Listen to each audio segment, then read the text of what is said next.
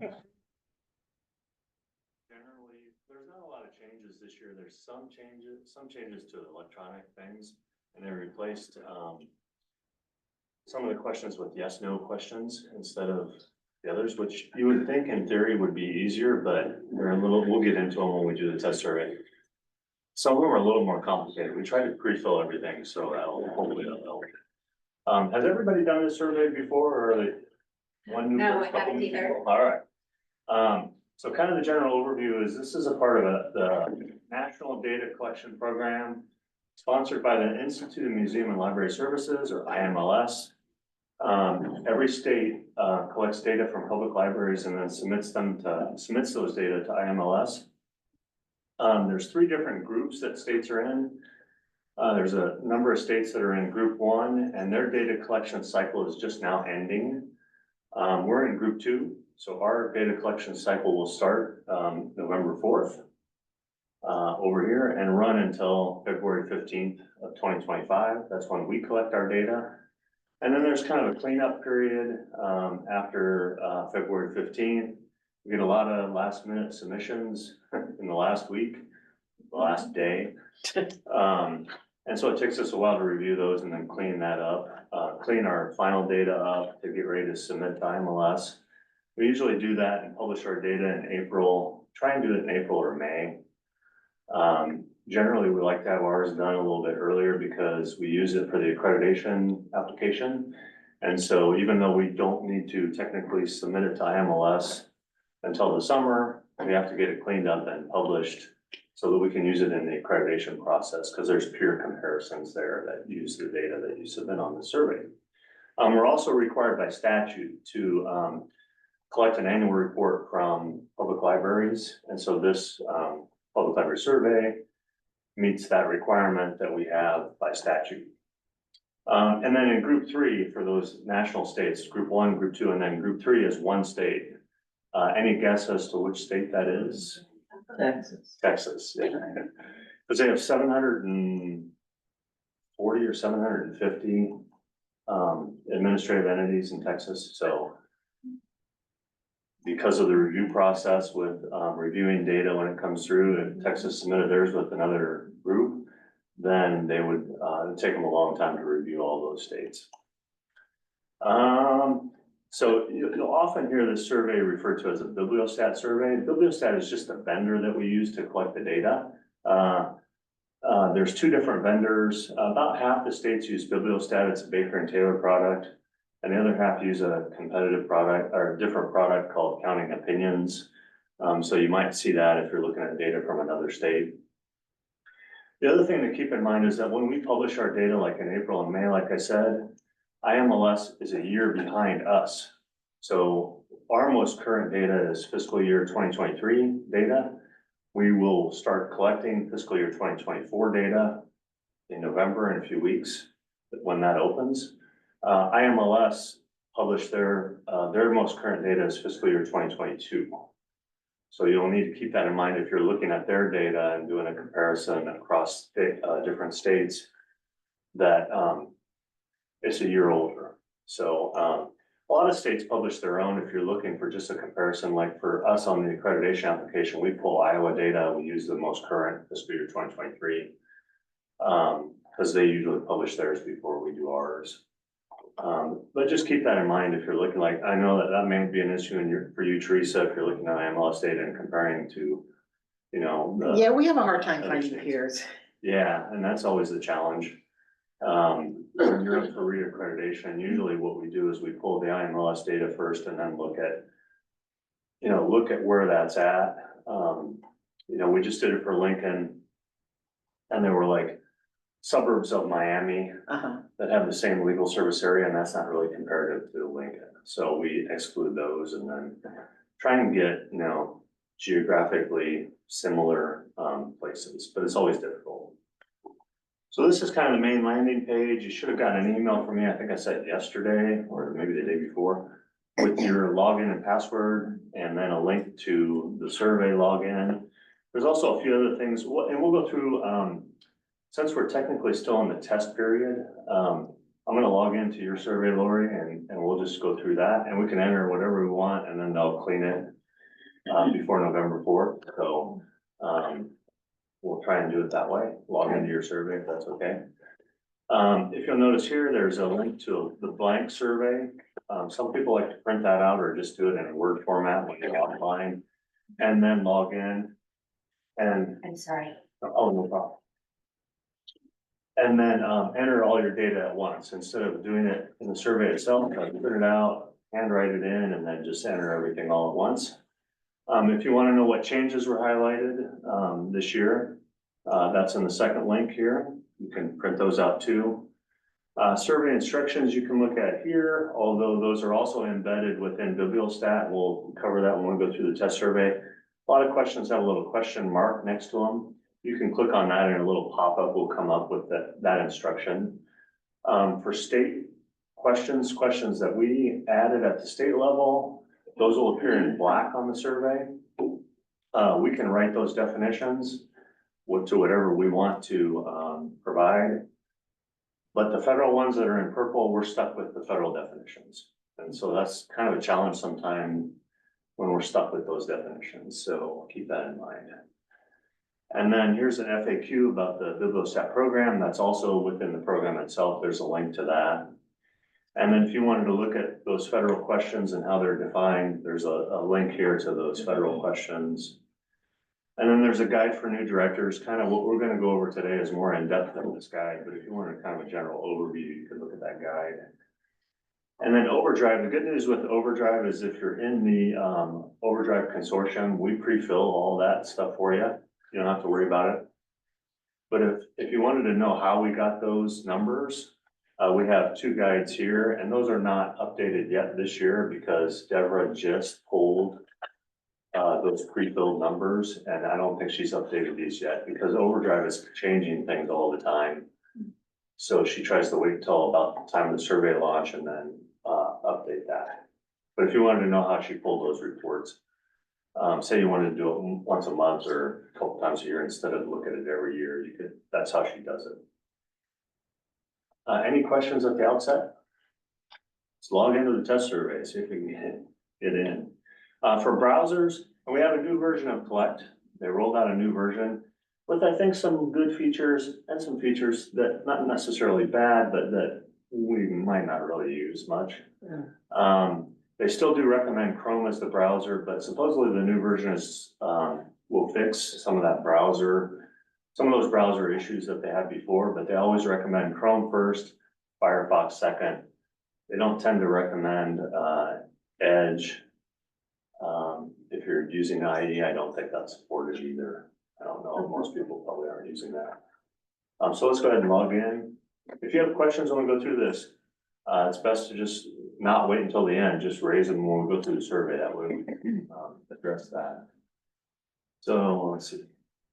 So you just enter your password, and most of the password login issues, these all use numbers and not capital O's. So I would say 99% of any login issue is if somebody accidentally enters a capital O instead of a 0, because they kind of look alike.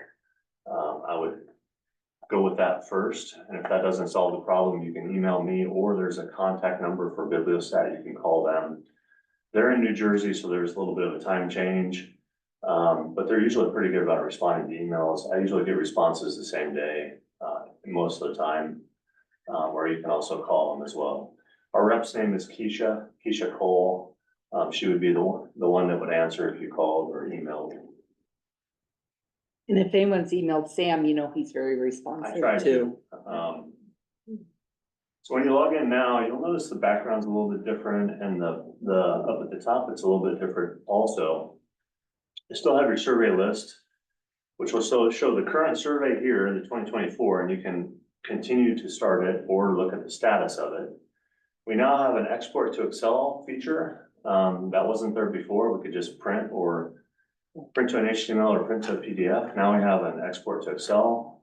I haven't really looked at that too much yet. It looks like maybe the headers need to be worked on a little bit and changed around, but that'll be nice. I think in the long run, once we get those bugs worked out. And then if you scroll down, you can look at your other surveys. These are all locked. but you can always print them, or now you can export to Excel also. Going back to 2001, if you're looking for something before that, we have them on paper. Just give me a call, I can pull those. And I don't know if 2001 was when we started using Bibliostat, I assume it probably was, I'm not positive. Supposedly, the print feature, I've played around with it a little bit. I know there was a problem with the HTML on the PDF didn't work. I think that's fixed now. I didn't have any issues with it, when I was doing Went in testing. this morning and printed mine. Did it print okay? Yeah. Okay, so maybe that's fixed. Hopefully it's fixed. Okay. So here's a link to that FAQ that we talked about earlier, the help, and then the contact number. So now we have a new button here called the dashboard. This is one of those features that I don't think is really helpful. You can click on this, and it's gonna show you like the total number of questions, the number of errors that you had in your survey. Those will show up in the survey itself. And then kind of where those errors appear in the survey and how much completed you are. I don't know if that's super helpful. You might want to look at it at the end, but I didn't think it was too helpful for me anyway. So let's go ahead and click on continue. That'll take us into the survey itself. So now this is something new too. And I think this was something that they added because there were issues with data getting changed in some states that allowed multiple people to access the survey at the same time. And so this is their way of kind of tracking who made the changes and when. So if they could go back and look and say, well, actually, Teresa was in the survey Saturday and changed that question. So it's kind of like more of a tracking thing. Although I think you could enter pretty much anything here. But I'll just enter my name here since I'm the one that's working on the Madison survey. So today. Sam, does that show up every time somebody goes into the survey to make a change, the contact details? I think when you log in the second time, if you've already entered one person, like if you entered, like if I entered myself here Right. today, it'll have a button with my contact will come up. I won't have to enter it the second time, but I'll have to verify that it was me that logged in. And if it's a different person, then they have to enter the update it details. or edit Okay. it, yeah.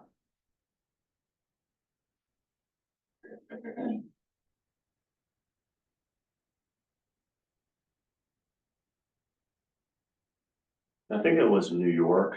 New York was having issues with data being overridden.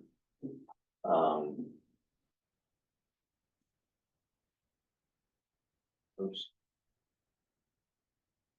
And so I think that was their way of kind of tracking that, so that they could go back later and look at kind of history of things too. So you notice here, kind of basic navigation is the same. We have our survey navigation bars on the left, broken down into the various sections of the survey.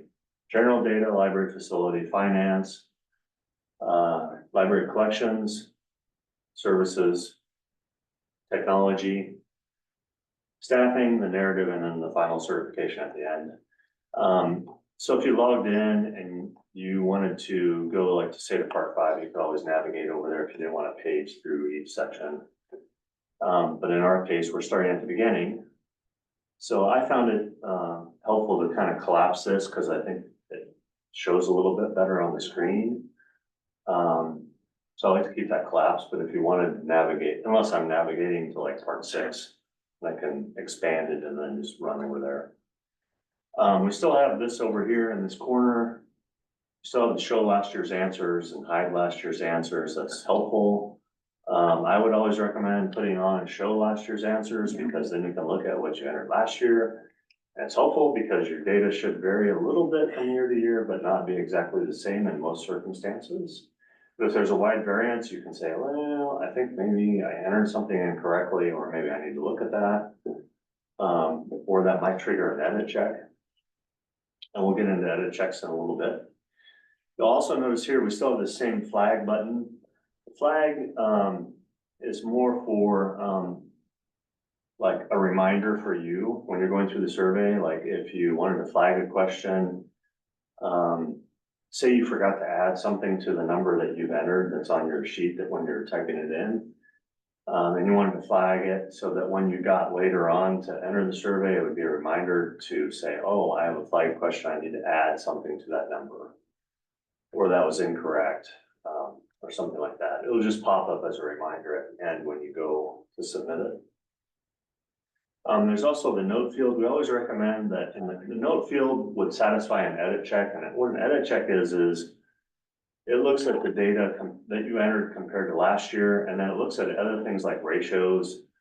Like say you entered $1 million for your revenue, but your operating expenditures were like $50,000.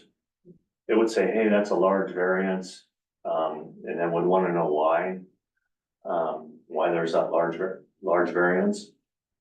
And so you can enter a note for that question that would satisfy the edit check, like maybe you got a ton of revenue and didn't spend it during that fiscal year and it carried over into the next one.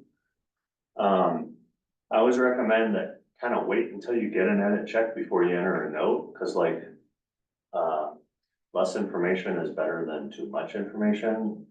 Because they might look at the note and then say, well, you didn't have an edit check, but you have this note. So then they'll ask follow-up questions, like when we submit your data to MLS.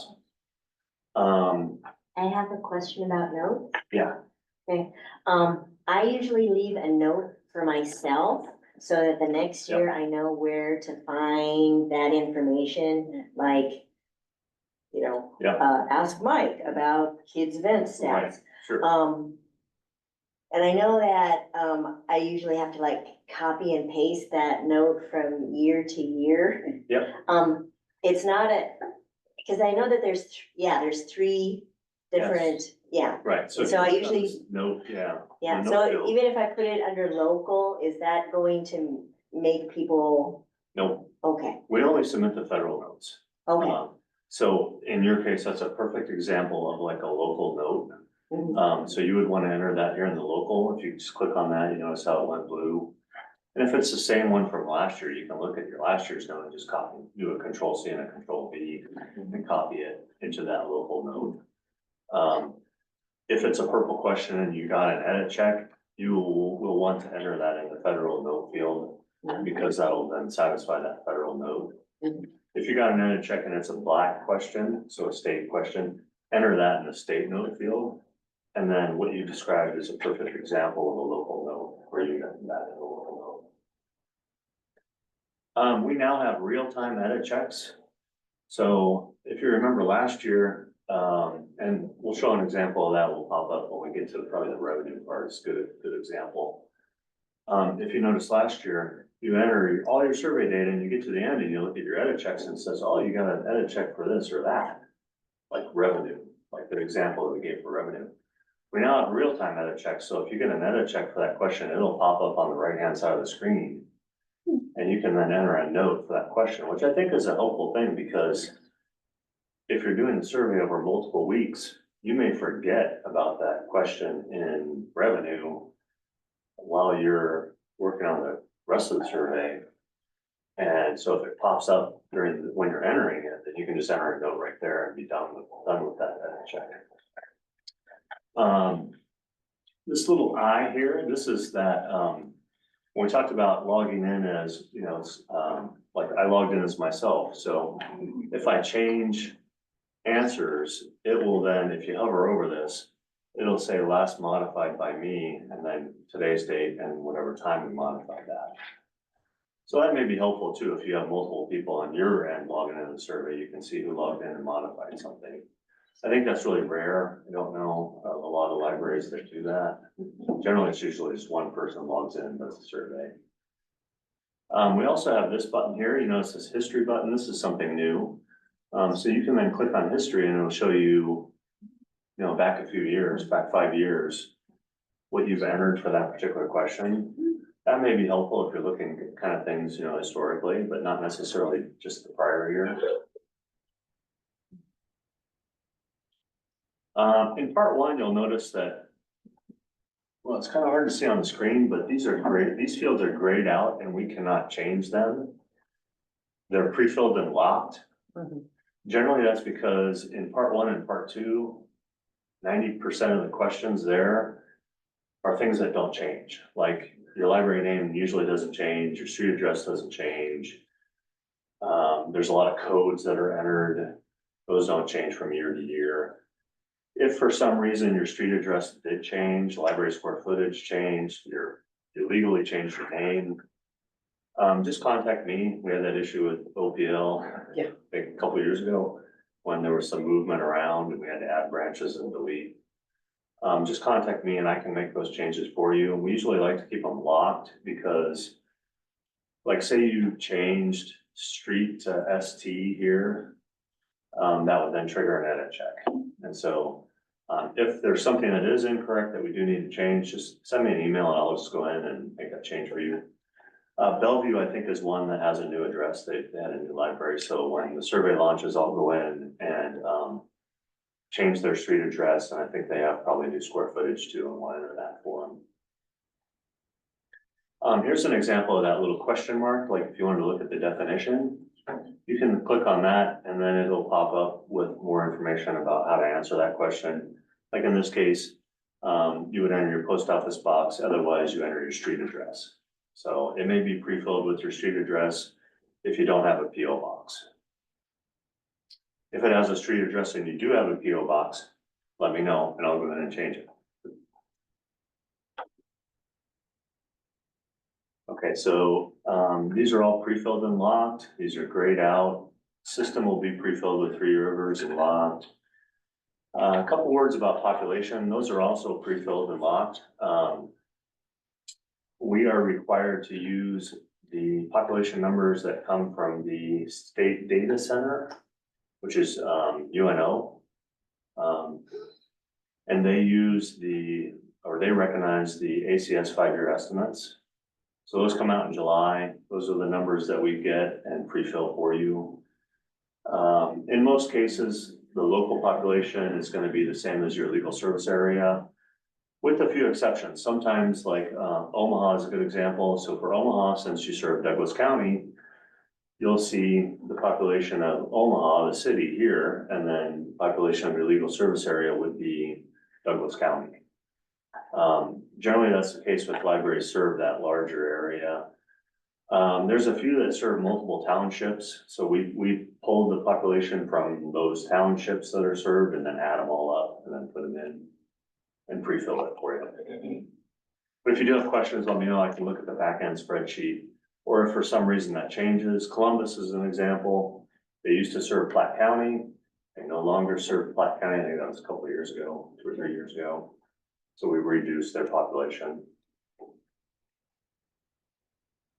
Okay, so again, we always recommend that you save the page before you click next. That was another fix that supposedly happened with this new version. If you click next, it's supposed to save the data of the page that you're on. I don't trust it. I always click save. A lot of people have reported in the previous version that they've paged through the survey and certain pages haven't been saved. I don't know if that's happened to anyone here. It's a little extra insurance to just hit save and then next. Like I said, that is supposedly one of those known issues that is fixed with the new version, but I would always recommend clicking save. And then you'll notice here, there's an arrow down here at the bottom too. If you wanted to page up, you could click on that. That's something new. Takes you up to the top. I don't think that was in the old version of Collect. So let's just click on next because we're just in a test survey here. We don't need to worry about saving anything. Branch libraries and bookmobiles. Does anybody, other than Omaha, does anybody have a branch location or a bookmobile? Okay, so you wouldn't have to worry about that. If you do have one, it's going to be that record. Those records will come up the same as whatever it was last year. If there's changes to that, like say you added a bookmobile or deleted one, let me know. I'll go in. I can go in and change those for you. The year the facility was built. And then we have a few questions about renovations. Year of the latest renovation. These are all state questions we collect at the state level.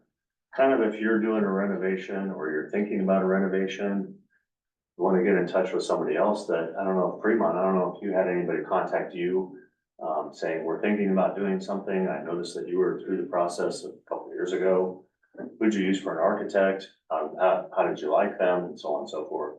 you have a question? Sam, does that include where we had the mold and then we redid, does that count as a renovation or? I would say that's not a major renovation. Okay, I would say a major renovation is if you built a new building, added on to it. okay, Um, so we won't. did a complete remodel, like something like that, yeah. Okay. If you had mold and address that issue and then just replace the carpet or something like that, I would.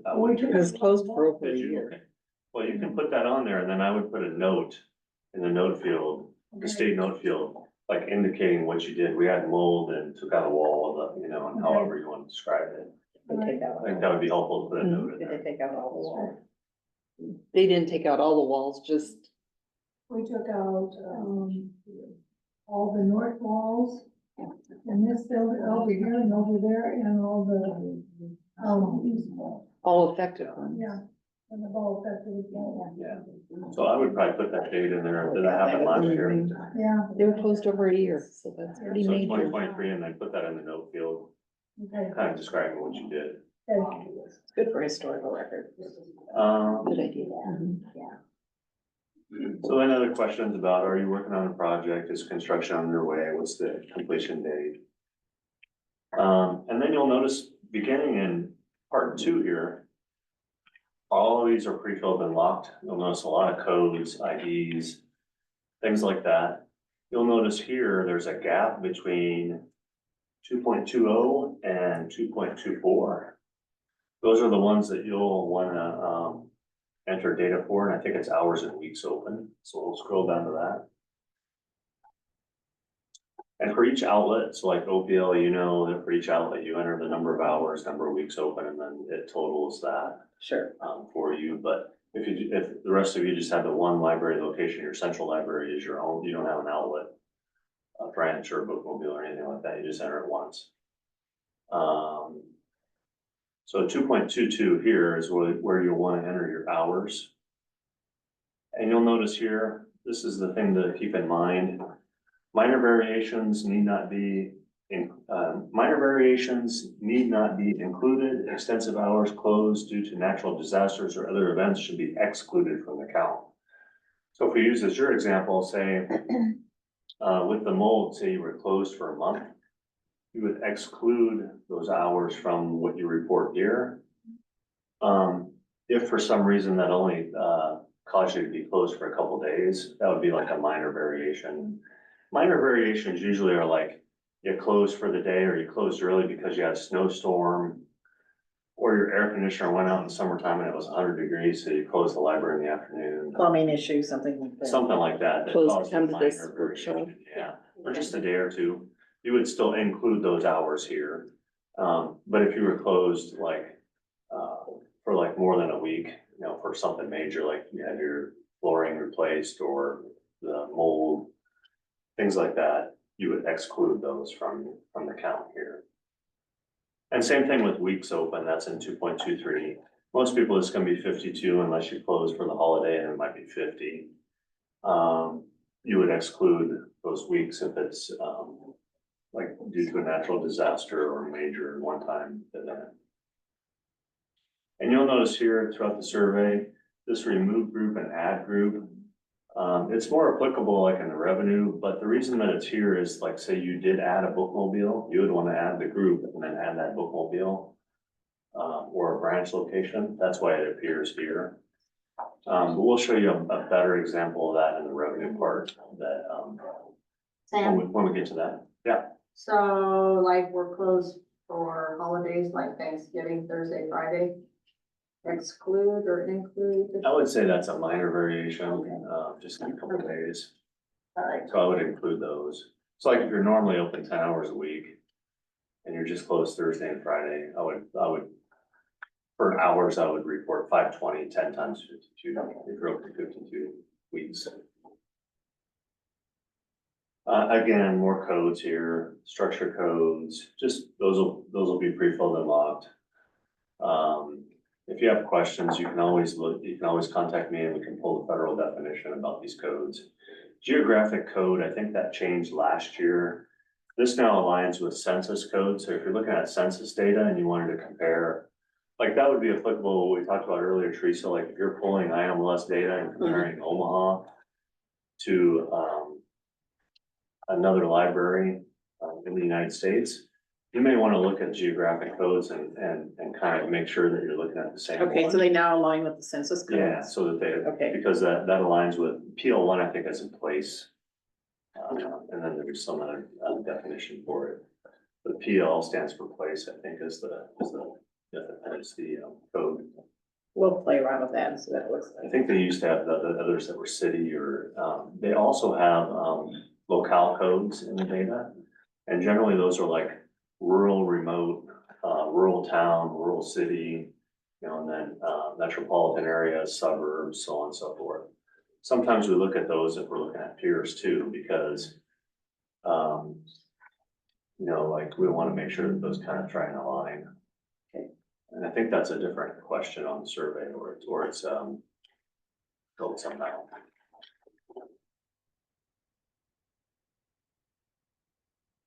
So then you'll notice in 2.31, that's the sum of those hours that we entered. Let's go back and enter something here. How many hours a week are you open here, Madison? 20, 10? We're open from 11:30 to 7. You're gonna make me do math, aren't you? Yeah. Let's just say, for example, you're open 10 hours a week, because that's easy. Okay, that sounds good. So that'd be 520. And let's say you're open, every week, 52. We'll go down here and, since it's a calculated field, we'll need to hit save to have that appear in 2.31. Let's go ahead and save that. Hmm. That doesn't look good. Oh, that's major frustration. That's me. But it reaffirms to everyone, oh, it's not just me. Yeah, Happened right here on tape. it happens. Let's hop back over to part 2.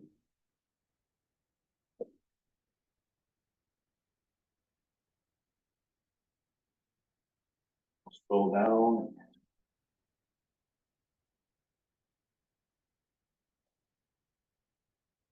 Save that page for us. So look at it again.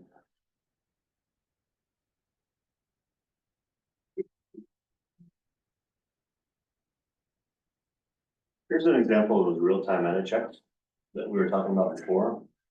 So here you'll notice, question 2.27 is does your library meet the FSCS definition? And what that is it's a federal definition of a public library, which is different than how we define a public library in the state.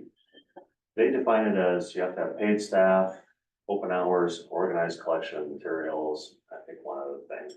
Like board members. No, that's a state requirement. Okay. The federal one is a little bit different.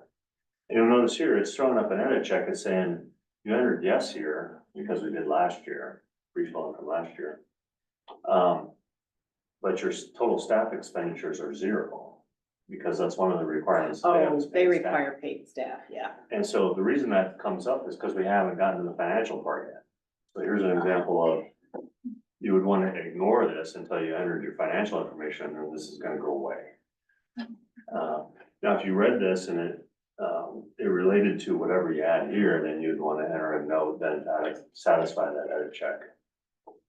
But in this case, we're gonna ignore it because the reason it's there is because we haven't entered any. And I asked them if we could turn this off for just this question, because this is kind of confusing.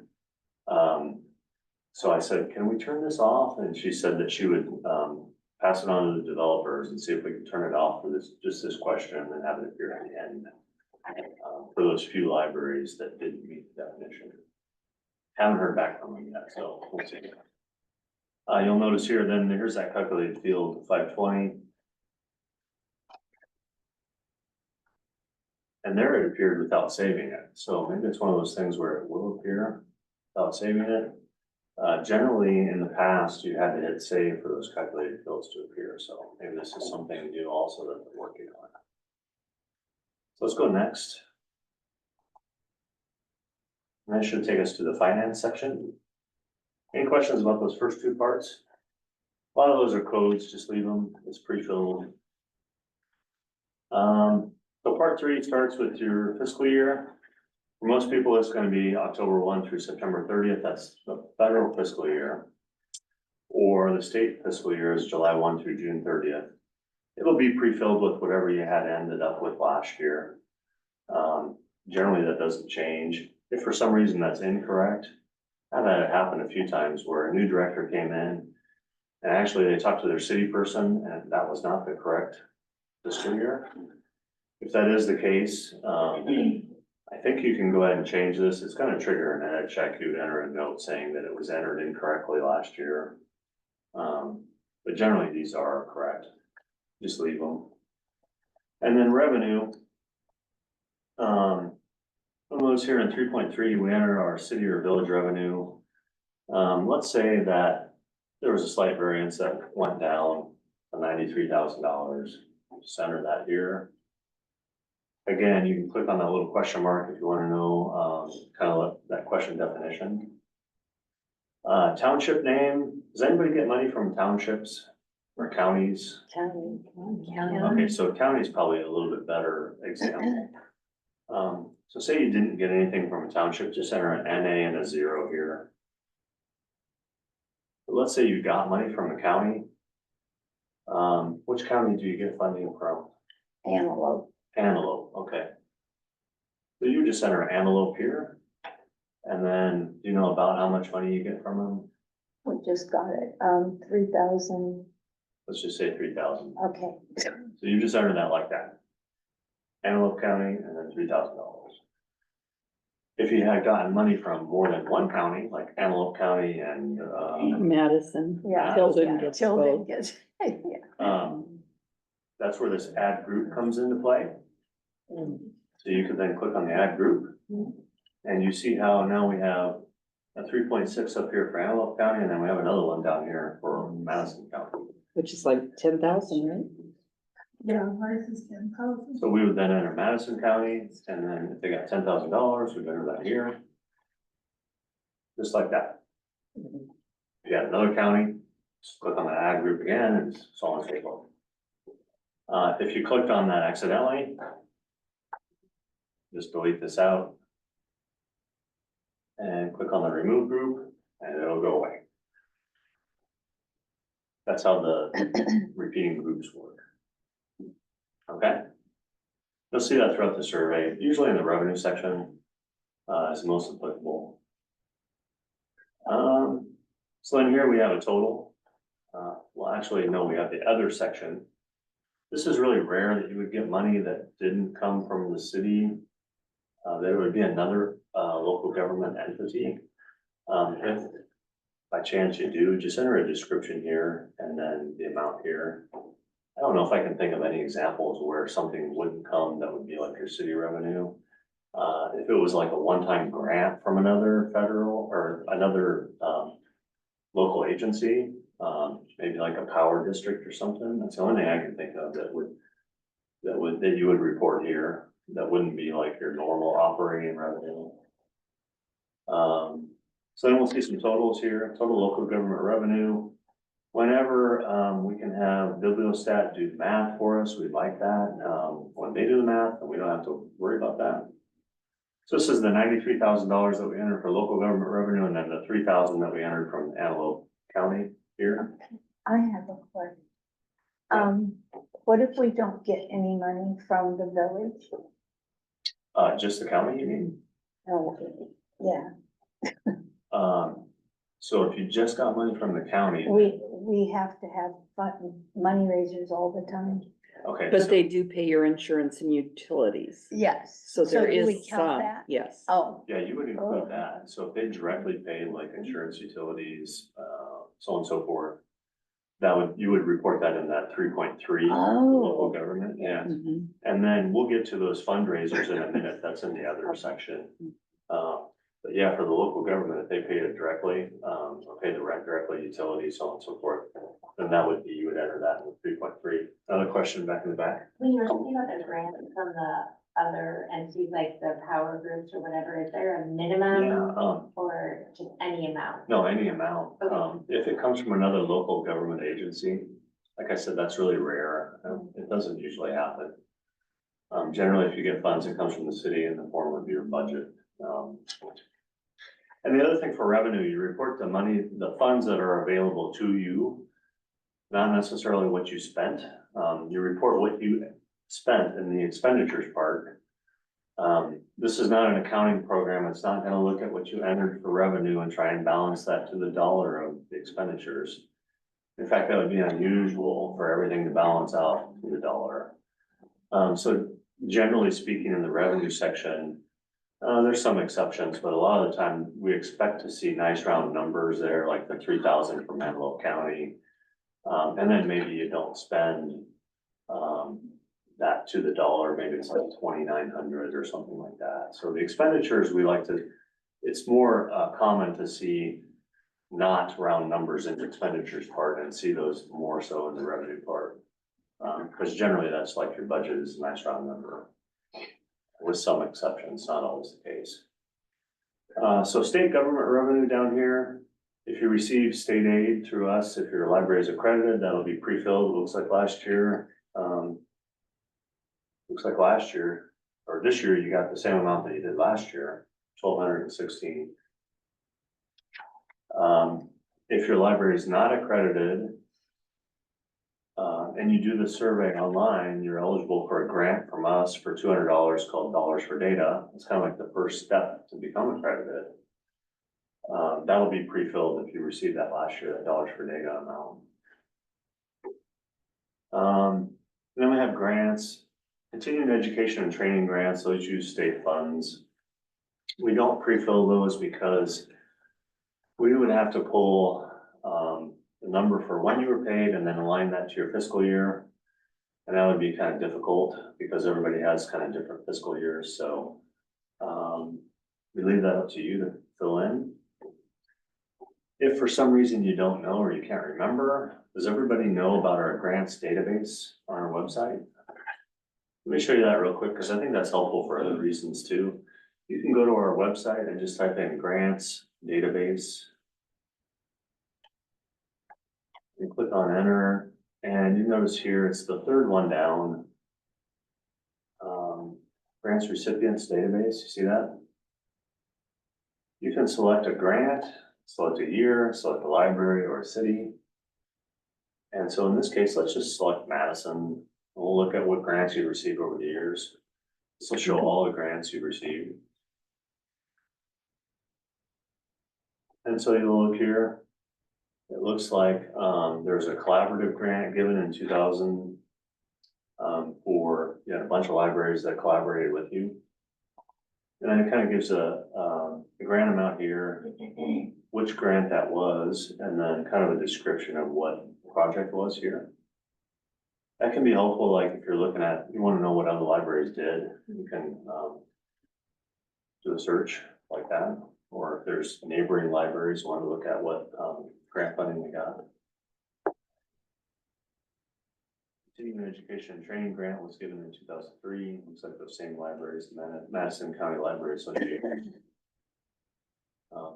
And then in 2019, you got an internship grant for $1,000. So list all those, CARES Act grant, so on and so forth. That's kind of helpful if you're looking at other libraries. Doesn't give you the date that you're paid, so for the survey, but something that might be helpful if you're looking at writing a grant, you want to do a search of similar projects, maybe. Youth grants, those also use state funds. You would enter that amount here. And then we have the other state government revenue. Generally, those are internship grants. It's uncommon for libraries to receive money from state government agencies that aren't the Library Commission. But if for some reason that did happen, you would just enter that amount here. You got money from something else that was state government revenue. Then we have the totals down here. Federal government revenue, the most common one would be federal library improvement grants. So the library improvement grants that pass through us come from federal funds. So that's why it's reported as federal revenue, because we're just a pass-through agency. And then if there's another federal grant source here, again, this is like that repeating group. You just enter the source here and then the amount here. And 3.17 and 3.18. That's kind of unusual too. I think one example might be USDA had some grants a few years back. I don't know if they're still offering those. You would just enter USDA and then, Would the ALA, Library Improvement, or Library ALA Transform would, Communities? because it's not a federal government agency, Okay. you would enter that and we'll get to that Okay. next. That's in the other part. Is that what's your question? Yeah. If it was an IMLS grant, IMLS does have some national leadership grants. If you receive one of those, you can just put like IMLS national leadership grant in the description and the amount. Those would be like the most common ones, I think. It's rare that occurs though. Most of the time it's gonna be an NA and a 0 for most people. So then in the next section, that should be the other. Scroll up here, we have our total federal government revenue. And then we have the other section that's, anything that's not state government, federal government, or city government. Would go in this other category. Lender compensation, if you receive lender compensation, you would enter that here in 3.20. Does anybody well, Omaha would, does anybody besides Omaha? Do you pre-fill that or do we go and look it up? We don't pre-fill it. but, Okay. If you do, here's another one that you can easily get from our website. You can just type in lender compensation. And then you'll notice here, this is like the fourth one down. Okay. And then if you scroll down on this page, it has the quarterly reports here. So you just pull those 4 quarterly reports and then align it to your fiscal year. So you would then just click on this. It pulls up this report. So let's look at Fremont. That's Laura sitting over here. So for Fremont, these are the numbers. Go back to the header here. The first one is overdrive loans and what you were paid for the overdrive loans. Those are the electronic ones. And then the OCLC loans, those would be like a paper copy of a book that you sent out to another library. So you would just report the total amount. So in this case, for that quarter, you received $1,177.58. So you would add that to the other 3 quarters and then report that under the lender column. Okay. So you just, on this, like you would just do the totals of that whole thing on each of the Yeah. 4 quarters. Yeah. Because the first column is the overdrive loans. Right. It looks like they had a little over 8,450 overdrive loans. This must be electronic books that you purchased and then shared back with the consortium. Can you scroll down a little bit and see if Pierce, I We know are you on have there. the We're like right at the advantage, top. Reed Pierce? Yeah. Yeah, you had $98.46. So cause you have the overdrive advantage. you had 758 overdrive loans and then you had There's 3 a lot more OCLC than that. loans. The reason that this is offered is kind of like to encourage lending amongst libraries. So, cause to pay for at least the postage. Or for the overdrive loans, to encourage you to buy something and then share it back to the consortium so anybody can use it. It's not a huge reimbursement, but kind of somewhat of an incentive. No, I think it works out to about $3,000 a year for us. Does it? Let's see what yours was. I think my. For this quarter, it was, for Omaha Public, it was $607.50. And then you'll notice here, there's also academic institutions here, like Northeast Community College had one. Nebraska Wesleyan University, they had 81 or 100 during the school year. Okay, back to the survey. I have a Yeah, question. question. I'm gonna back up a little with other revenue. Okay. If you have a foundation that gives you money Yep. on a quarterly basis, that would go in here. Yep, so the first one's lender comp and then regional library system grants. These would be money, like if you get money. Right, if you go to Systems for a conference or workshop something. Something like that, you would enter that 3.21. And then 3.22 is the other. So like in your case, say you got $1,000 from your foundation. You could enter this just as foundation. And then $1,000 here. And then you'll see here, that's another one of those repeating groups. I don't really care. We have some libraries that like itemize everything, like $50 for copies, $100 for meeting rooms if they charge for that. Foundation, fundraisers, I don't really care if you wanna combine these, you can separate it by comma. Foundation, friends, copies. This, however you wanna, whatever you wanna say. Or you can always just put C note. If you have a lot of them and it doesn't fit in that box, Okay, I have another you question. can do it that way as well. Say your village received a grant through economic development. But it was the village, the entity that received the grant, but it's like on behalf of the library for something that you're doing at the library. So Like we the, received a CCCFF grant yeah, so. and, It's just, the city's just a pass-through agency, or it's just passing through the city's well, bank account. they made the commitment to, put up the match for it. Okay, So do we ignore that and just No, I say would that's report it. village stuff? you probably could report it, yeah. We should report Yeah, it? and it may be one of those things, it's common. For you to report revenue one year and expenditures the next year, so say that money was received in this fiscal year. You would report it on this survey, and then you spend it next year, you would report the expenditure next year. Okay. Um, What if our budget was never increased to show that amount? Because they figured, if you understand what I'm saying, they gave us our budget Yeah, amount. let's talk during the break about Okay. that, okay? I think I can clarify a little bit better. Okay, Yeah, so again, if you wanna itemize a lot of these, I have a couple libraries, one in Southeast Library System that itemizes everything. They have like 10 repeating groups, cause they just like to do it that way. That's fine. When we publish our data, we combine them. We'll put the description and then just the total other. But it may be helpful for your end, on your end, to itemize them. So a lot of Sometimes basic, people itemize them in the note field too, and you can do that. Well, yeah. So if my friends buy all of my summer reading prizes for $5,000, is that other revenue? I would probably put it under other revenue, yeah. Thank you. or any basic grants like IEEE or the, Yeah, or like your NLA example. You would Yeah. just enter NLA grant here, and then, Dollar General, common one. Usually it's like donations from a friends group, fundraisers, foundations, Okay, I have another copies, question about, fax machine. I'm sorry to interrupt. No, go ahead. So I have another question about foundation money. Usually I ask my foundation for specific things.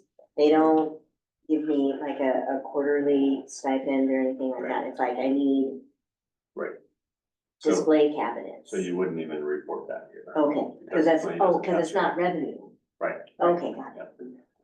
But you said any fundraisers you do go in that other. Yeah, like if you had a bake sale or something and you had like raised $200 or whatever, you would put it here.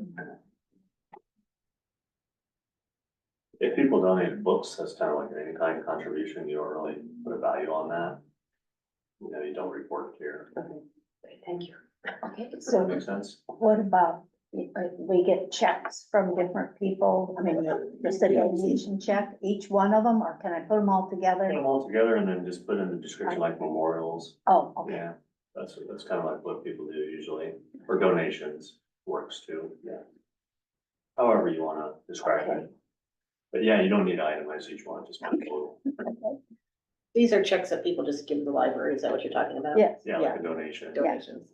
Or oftentimes it comes from a memorial. Yeah. Somebody passes away and they say, well, they were a frequent library user, we're gonna donate, for this or that. right, Now, if they donated like something that you couldn't place a value on, like furniture or something like that, you wouldn't report it. okay.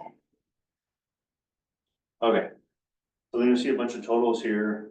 You'll notice here that, the purple questions, the federally required ones, they only want to know the totals. They don't want to know that breakdown. We do it at the state level, but for them, just the totals. Click on next. We'll try and get a real-time edit check here so that we can, see how that looks too. So we have the capital revenue part, and Laura, this probably gave you fits a few years ago. Oh, yeah. capital revenue is, the way to describe it is if you have a major one-time project. Usually this is, and they have examples here, site acquisitions, new buildings, additions or renovations to a building, furnishings, equipment, and initial collections for new buildings. Kind of anything that's a major one-time deal. Like say you had a tornado hit your library and it just took off the roof and you needed a new roof. That would be a capital project, a major one-time thing. New HVAC system, say that all went out and you had a one-time purchase of, and generally this is stuff that, so like in addition to your operating budget, the city's gonna allocate extra money for that one-time project, or in the case of like the roof example, it may be like an insurance payment, that comes through that you're using to pay for that roof. I don't know if you got those payments with your mold, you might have. But that might be another example. And then you just pick a category depending on where it comes from. So if it comes from local government, you put it here, state government, that's very unusual, but if it does come from a state government agency, you put it there. NEMA, Nebraska Emergency Management Association, or agency, sorry. You would put that here if you got a payment from NEMA. Federal FEMA would be a good example of something. If you got FEMA payment because you had flood, you would put that here. And then the other, that would be like an insurance payment, so like from another entity. Or like in the case of Fremont, I know you had fundraisers, private donations came through for your project. Add those all up, put them under the other section here. And then we have a total capital revenue here. Non-resident fee, do you charge a non-resident fee? This is just a yes or no. This would be like if you charged like, people that lived outside of your service area to come in, snowbirds, you charge them a non-resident fee, like say they came back for the summertime, stay at a cabin. Wanted to use your library during the summertime if you're not a resident of your county, a resident of Florida or Arizona. And you charge a non-resident fee of like $25 for, looks like here you charge one for out of county residents, they can come in and get a library card for $10. If that hasn't changed, you can just do a Control-C and a Control-V here. Center it like that, and then the $10 here. That's still the same. And then household, if that's different than an individual card, or that there. And then the number of cards that you've issued here, looks like you had 0 last year. I don't know if maybe you don't track it. If you don't track it, just enter a 0. If you didn't actually have any, just enter a 0 too. Or sometimes you can enter an NA for not applicable if you didn't have any. Any questions about revenue other than the ones we already covered? Now let's head into the expenditures. So for expenditures, you report what you actually spent. Again, a lot of the time, not gonna be nice round numbers. Like here, it looks like 62,885. Generally not gonna be the exact same amount as last year also.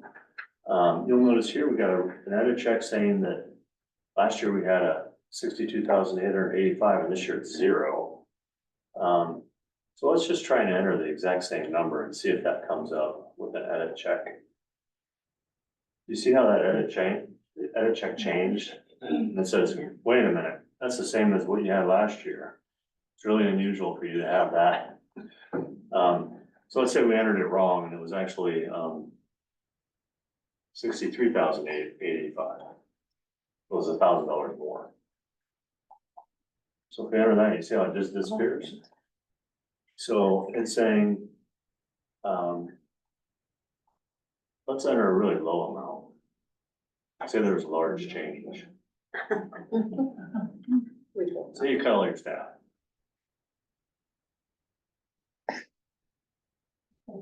That did not trigger an edit check. Unusual. Okay, then for employee benefits, key thing here is you include withholdings for Social Security and FICA. So it's unusual for this to be zero. I know that's confusing because a lot of people say, we don't offer any benefits, because they normally think of that like health insurance, sick leave, paid sick leave, vacation time, whatever. If you don't offer that, unusual for this to be a zero. You'll have to add up what was withheld for social security and enter that here.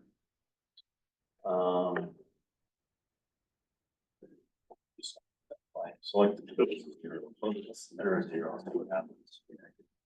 But yeah, saying prior years, greater than 50, current year is 0. Please check your current value or enter a note in the federal note field. Okay.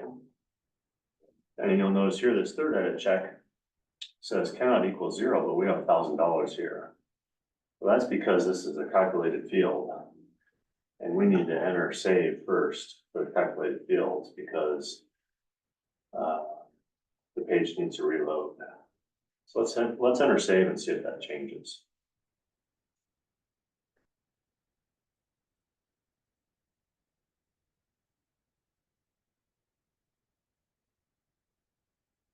We still have that edit check because we have a 0. And you see here, here's that ratio. So it's saying, we got an edit check saying the ratio, like we had $80,000 in total staff expenditures last year, and this year we only have 1,000. It's saying, wait a minute, that's a huge change from last year. And it wants to know why. So what we can do to satisfy that, say this is correct. Say you cut all your staff and you're now a volunteer. You only have like one person and it's not really working very much. We would just enter a federal note saying the city cut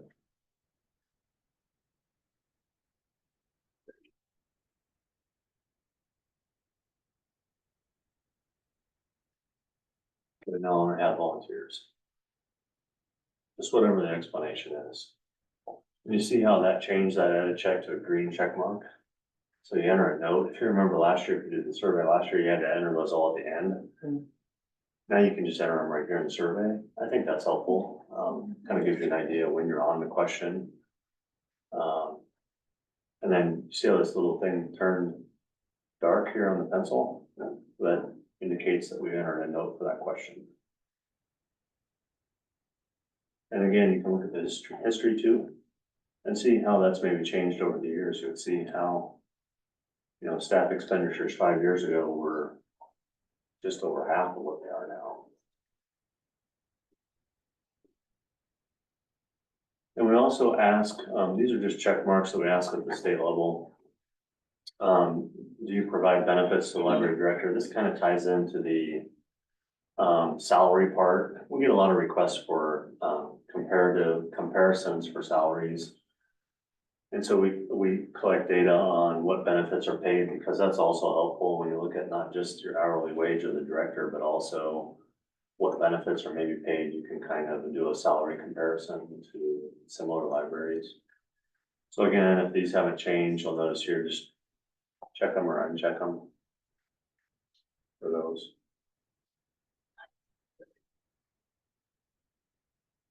And then if something is not covered here, the other, one common thing came up in the other training, somebody said, they don't really have vacation leave or sick leave. They don't really have vacation and sick leave, they have paid time off. Since you can use it for either one, we recommend that you enter yes for sick leave and yes for vacation leave, and then in the other part, put PTO or paid time off. Something like that, since you can use it for either purpose.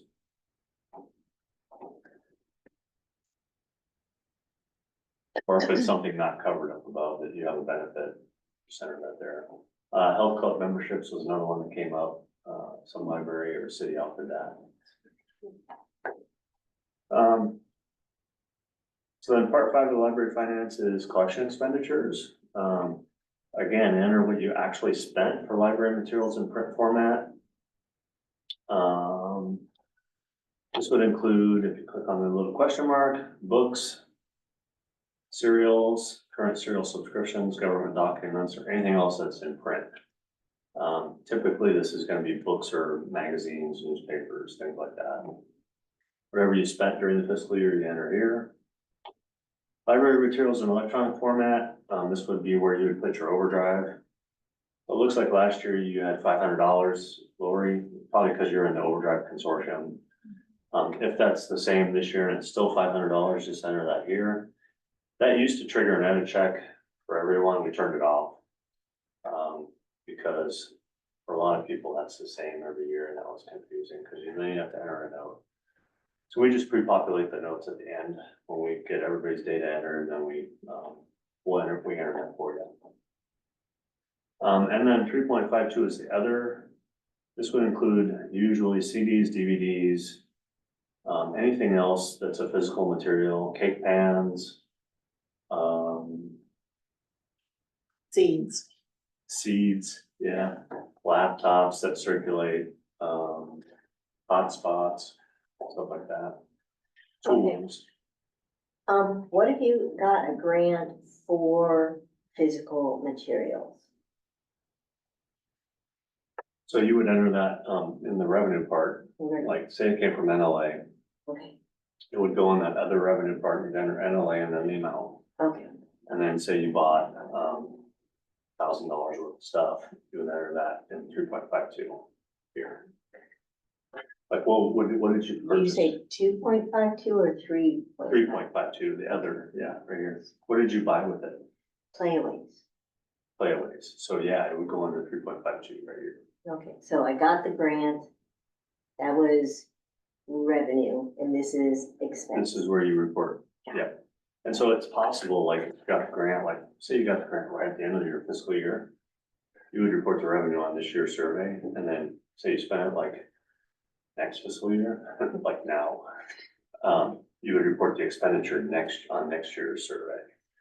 It's possible that those could trigger an edit check. If it does, just enter a note saying, we got the grant last year. We haven't spent it yet. Puzzles, games, that would go under here, stuff like that. More common ones in that other section. And here we got an edit check saying, you know, we had $100 last year, this year we didn't have anything. Let's enter 50 and see if that goes away. It should, yep, went away. Again, we get this edit check because this is a calculated field.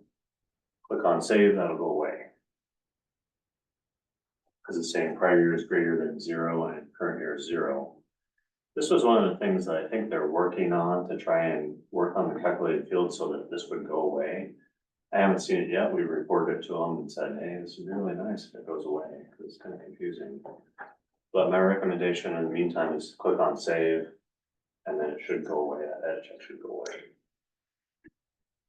And then we have an other operating expenditures category. We kind of want to break down of some of the things here, just at the state level. So like computer hardware, accessories and software. This would also include printers, fax machines, stuff like that you can enter here. Software. But that would be for staff use versus Yeah, so that's, circulation. yeah, so I mentioned that before, like, and that other category was like stuff that circulates. Right. Yeah, so if it's a computer or playaway or a hotspot or something that circulates, you put it in that other. It's like this is for your Category. Microsoft the Word 365 renewal or Yeah. whatever is this one. So if that's a software, you would enter that here. Mhm. The only difference is if it's, I think we have, oh no, it would be, yeah, that would be software. Yeah, here. The difference is that 3.55 is kind of confusing. 3.55 is electronic access. And typically that's a payment that you make for your, electronic card catalog. So like say you had Biblionics or some other vendor for your electronic card catalog. And they have an annual payment, Wallet is a common one. You would enter that payment here. For electronic access, you also enter, you click on the question mark. You also enter, see how the highlighted part there? You enter payments for your internet. So, whatever you pay your ISP, You would enter that here under electronic access. If you have E-rate, usually that comes in the form of a discount. So say your bill is $100 a month, but you get a 50% E-rate discount, so you only pay $50. You don't report the $100 here, you just report the 50, so whatever you get after the E-rate discount. Cause, Our internet is through this, with the city, it's the It's whole, bundled, it's yeah. bundled together, so that I don't have anything to so if separate you out. can't separate out your part, you just don't report it. Okay. If they can park it out, then you. Oh, report it. yeah, I don't think our technology Yeah. provider is gonna do No. that. Yeah, and ours doesn't. Yeah. Because I've asked them already You about. just report a 0. Okay. Cause you can't. There's no way that you can carve it out. Okay, so what you're saying, Sam, is for this, you include your ILS, and then we do an overlay on top of that, so that would be included too, Oh, right? what, on top of that? We have Biblio Commons on top of our ILS. Is that a database? No? No, it's like an online catalog. like an online Yeah, yeah, catalog. you would put that under 3.5. Right. Both, the sum of both of those. Okay, some of both of those, okay. Sorry, I'm not familiar with that, so, It makes it look like Amazon. okay, The ILS does not. so, yeah, Right. right. So it's a more user-friendly overlay. Absolutely. Okay, gotcha. Yeah, Okay, so then you should report in your revenue, your discount for E-rate.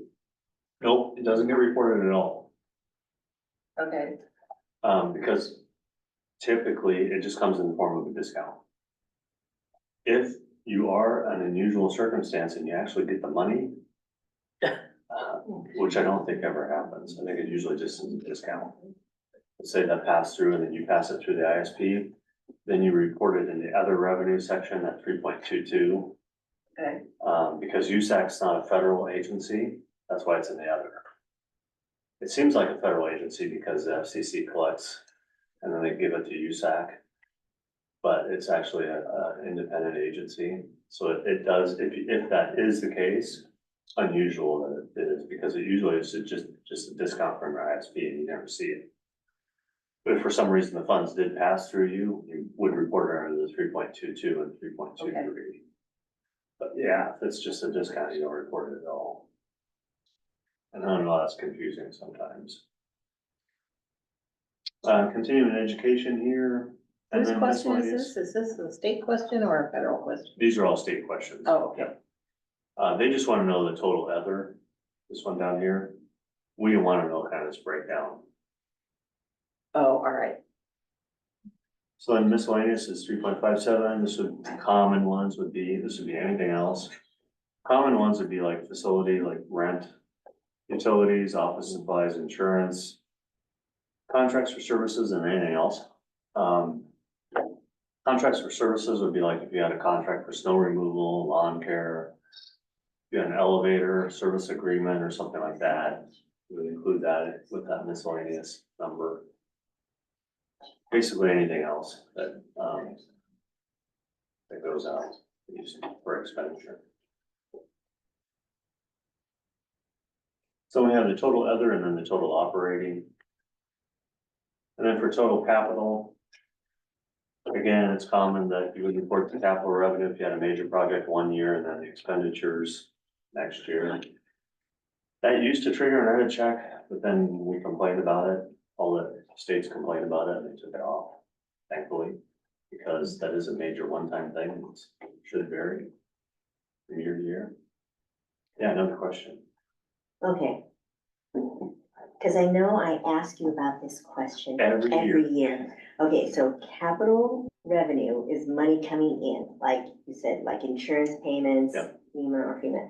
Capital expenditures are what you're spending that money on. Correct, yeah. Okay. And it's a major one-time expenditure. It's like a new roof, a new HVAC system, We bought a piece of Addition. land this year for a new branch. land, yeah. Yeah. I think it also includes like site acquisition payments, you know, so like an architect or something. That would probably be. The building, yeah. A new vehicle. So you had a new bookmobile or something, that would be a major one time. What? Vehicles, but the like, yeah. Um, Is everybody good, or do we need a break? We should be able to make it through library collections, then we take a quick break and someone needs it. See, then, time to start. A little over now. Or we can take a break now if someone needs it. Thinking funds, Sinking funds, do those go on here anywhere? Um, Because we spend them? yeah, so that's like a fund that exists and then you pull money out of it, right? Well, you'll put it in your budget, and so it's an amount of money that will be set aside. And then say it's set aside for technology or set aside for building and grounds, usually it's put in a CD, Mhm. certificate of deposit. Yeah, And so you're not spending it that year. right. But then say 2 years from now, you buy 3 new computers Mhm. and you put in your budget that you're gonna access your sinking funds to pay for those. Yeah. So I would report that, in that other, whatever you take out during the year. So say that was $3,000, report that. And then you would report the expenditure, like spending on computers on there as well. Okay, so when you make the sinking fund, you do wanna see it on this report, even though you're not spending it. If it's just sitting there and you don't have access to it, no, you only report the funds when you have access to them.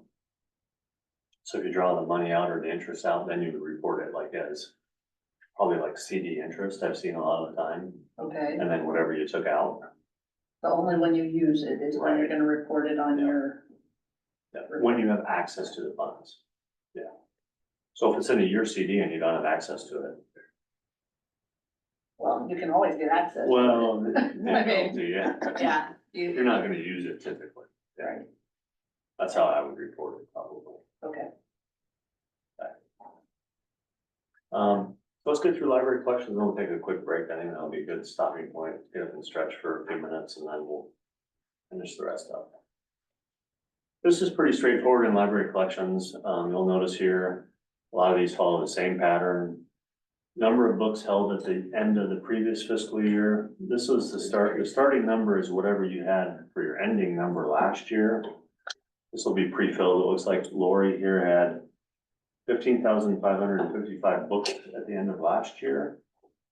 So then she would just enter the number that she added during the year. Let's say that was 500. And then the number that she weeded, let's say we weeded a little bit more, that's 75. Then it calculates the total here, for the end of the year. You'll notice here this edit check again. Let's click on save and see if that goes away.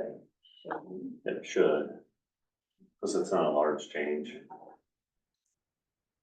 So yeah, that edit check went away when we hit save because it's a calculated field. Same thing with audio physical units. This will be the starting number, will be the ending number from last year. Just enter the number that you added during the year, the number you weeded, and then you'll get your total for the end of the year. If for some reason you didn't add any and didn't weed any, it's gonna trigger an edit check that says current year is the same year as prior year. If that's the case, you just enter a federal note saying, we didn't add or delete it. And then that edit check will turn green. Okay, So how do I find those numbers? do you have an electronic card catalog? Atrium. You should be able to pull a report from Atrium that will give you those numbers. That would be the part. If you haven't tracked it throughout the year. Yeah, well, I didn't start till June. Right. So. Yeah. That's one of those things where like in the local note, for succession planning, it may be important. You know, if you're thinking about retiring, it may be important to put in that local note. Here's how you run the report from Atrium for this particular question. Because then whoever comes in, there may be a note in there, so you have to look from last year's survey. My guess is probably not, but it does happen where I've seen those where people enter notes. But you should be able to contact your Atrium rep and find out how to run those reports, and then that will give you those numbers for you should be able to select a date range for your fiscal year and then run the report and then have that. So the same thing for video physical units here, starting number added, number weeded, and then the total. Print serial subscriptions, this used to be a federal question. It no longer is federally required. I think it was dropped last year, but we left it on the survey just because we had years and years of print serial subscription data, and it's kind of interesting to historically look at, is that declining? If so, how much? Is it kind of leveling off as more things become electronic? So we thought it was kind of important to look at those numbers kind of at the state level, so we kept it on the survey. And it's generally low burden. And then so we have the other category. This kind of aligns with what we were talking about earlier for the other expenditures, like it looks like here you have, book kits, hotspots, puzzles and games. If that didn't change, you just do a control C and a control V here. And then the number you added, number you weeded. Cake pans, I think, are still the most common ones. I heard those are kind of dropping off a little bit, some areas. Yeah. So are those only for items that are checked out? Mhm. If we have some things in our library that are kind of makerspace type, they're for use within the library, but they don't leave the library. So in the library services part, we actually asked a couple questions about stuff that's used in-house. Okay. And then in the technology part, there's kind of some questions about makerspace items.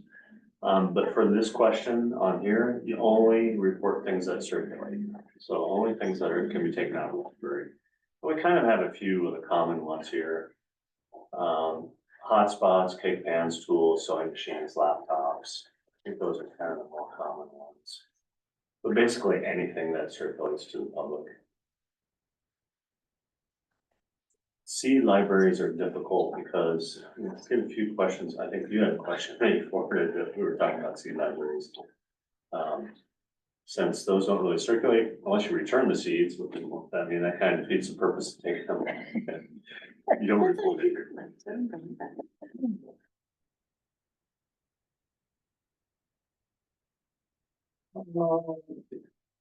So I have a number of totals here. The reason that these totals are collected at the state level is because on your accreditation application, there's a weeding percentage. It's 3%. You have to weed. I think 3% over 5 years, 3% over 3 years. I think it still Something says like over that. 3 years. Well, that could change. Who knows? You mean 3% total over a total of 3 years? Mhm. Yeah, so I think the program looks at your weeding, what you weeded over the course of 3 years. Oh, If you that would be weeded a 3%, you get 5 points on the accreditation application. I don't do the accreditation application, so if you have questions about that, contact Krista. But that's why we have these breakdowns here, is because these feed into that accreditation application. Here we do have the other non-circulating items. These will be those things we talked about for in-house use. What do you have that, like, is it just makerspace items? Is that kind of the description? Right, makerspace items, we have older crickets, and so we have. Yeah, so you would, Things like that. you would just describe those here. It looks like here in Madison, you have headphones that are available for in-house use. If it was, you could just put makerspace items. Or however you want to describe it. If it was a robot kit, something like that. So your choice. how Legos, you want to whatever. be there. Are these physical items you're talking about here? These non-circulating things? Yes, Okay. these are just for use in-house. This is where we would put the materials Toys, in our games. genealogy group then. I'm sorry. This is where we could put, we're now tracking use of genealogical and historical materials, because we have a separate location. Yeah. So we can put that number there. Yeah, Okay. yeah. I see that quite often, genealogy items, microfilm, stuff like that.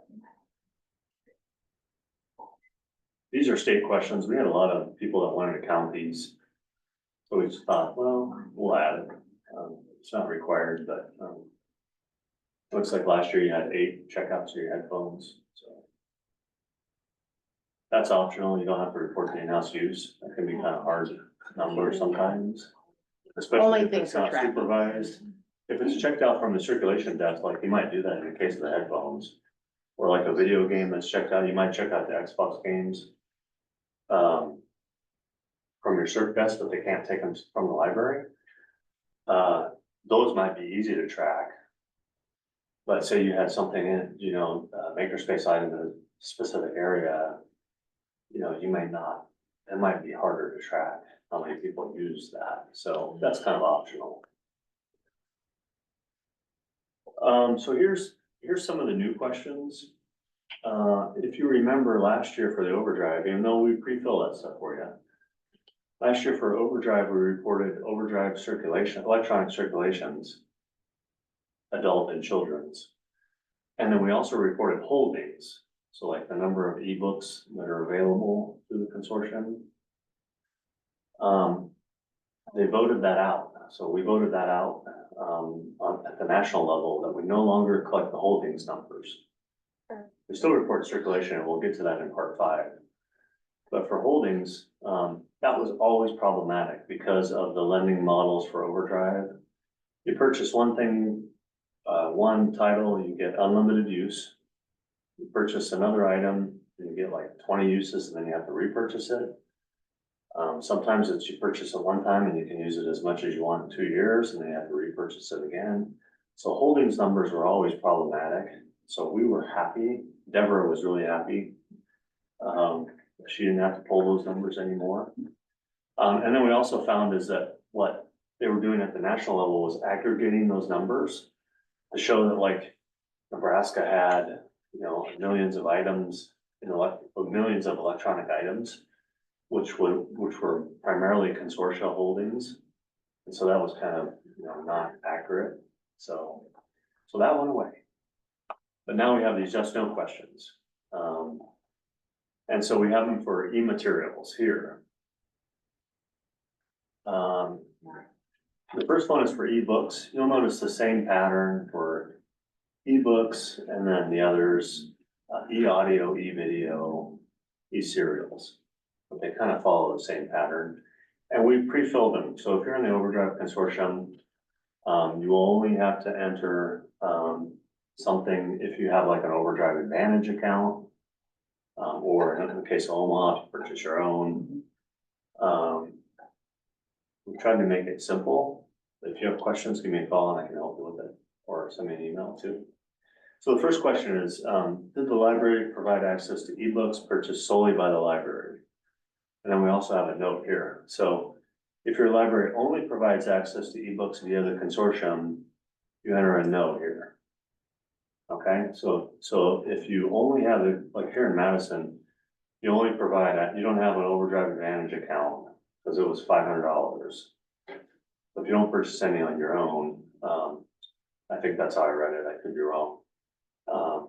You would enter a no here, just pay the $500 and your patrons can access the consortium holdings, it's a no for this one.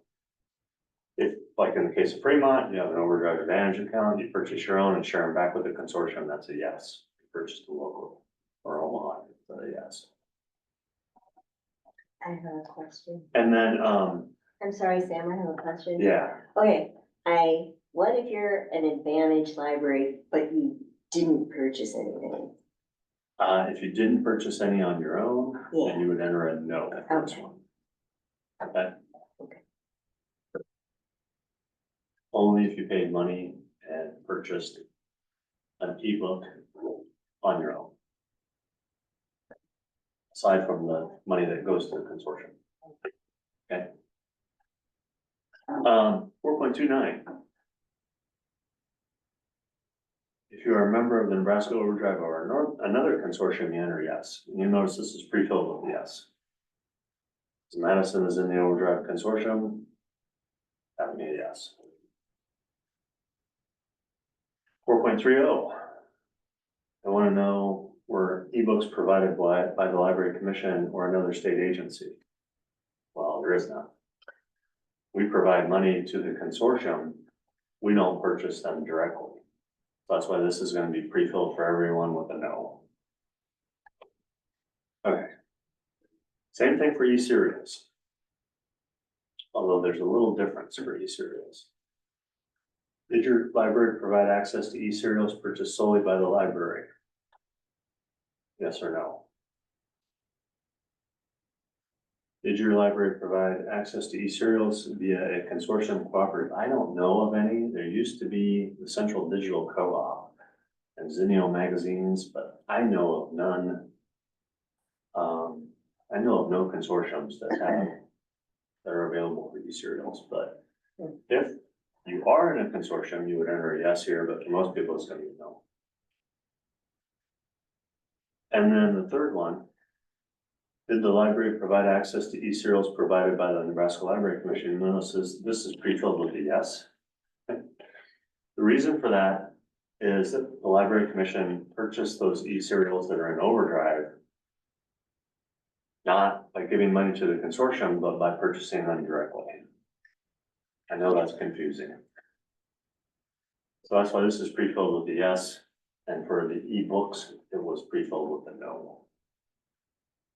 That was the answer that I got from Deborah. So same thing with electronic audio, this kind of mirrors the e-books part.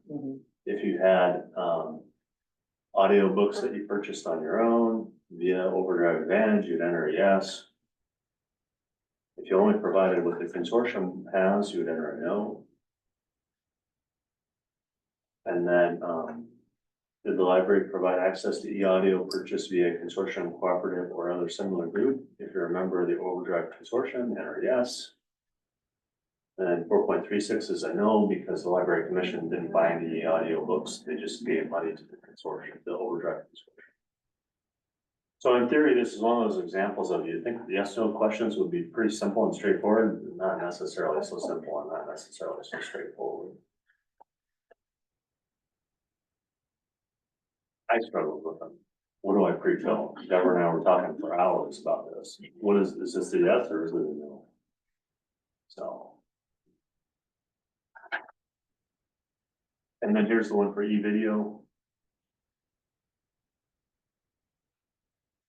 Again, this is gonna be a no, the state level, because Overdrive Consortium doesn't have any e-video and we don't provide any. Does anybody have a vendor like Hoopla? We have Canopy. Yeah, Canopy. Are you in Columbus? So for Hoopla, that would be a yes for those purchased locally. You would just enter yes for those. The good news is you don't have to report those holdings numbers anymore. You just say yes or no. You just have to report the circulations or the uses in the library services part. You should be able to get that from your reports. And it should break down by e-audio, e-video, e-serials. I don't know if Hoopla has e-serials. I know they have e-books and e-audio, I think, or e-video. I don't know about serials though, so if they do, then you would enter a yes, but if they don't, then you would enter a no. I don't know about Canopy. Canopy is videos only. Just videos, yeah. So depending on that, you know, that's how you would enter that yes or no. Okay.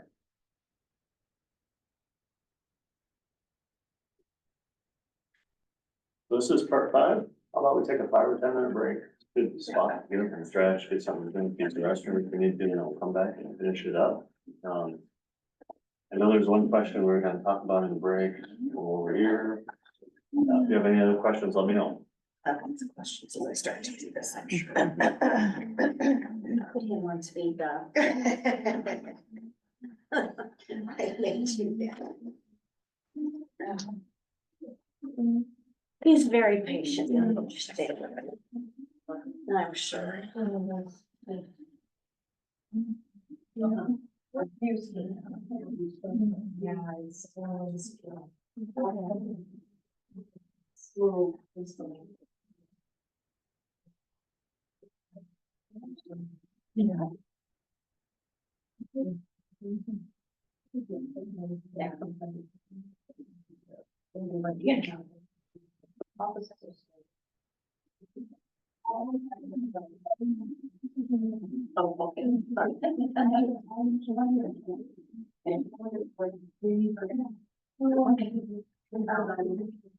Okay, so.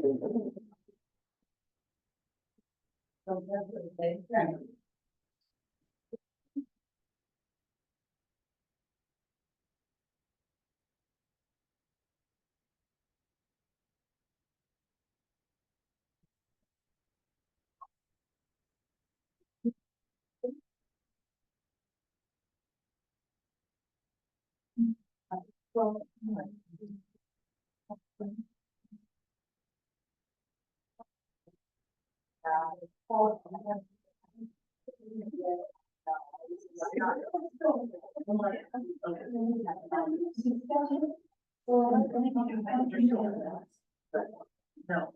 Ours is actually a situation. It's a message. It's a yeah, something. Have a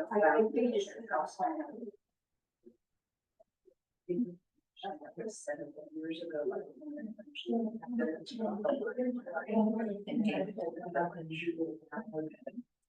Yeah.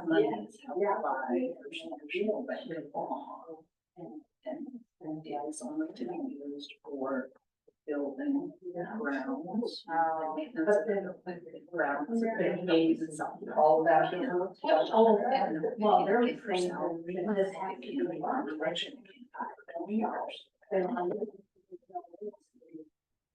Well, she would have said something way before.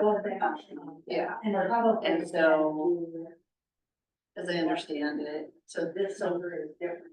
FNBO pays out a quarterly or the interest. And now, because of some other rules, they have to pay out a certain percentage every year. Okay, so that money actually goes to the village, but is held in the.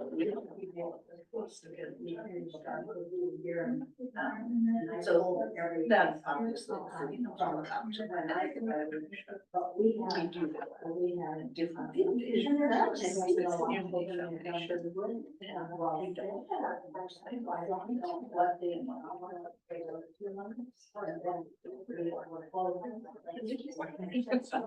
And it's, yeah, until the day, which may be coming. It looks like to me that it might be.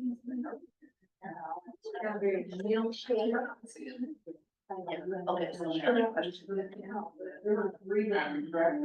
Economic development, Nebraska economic development.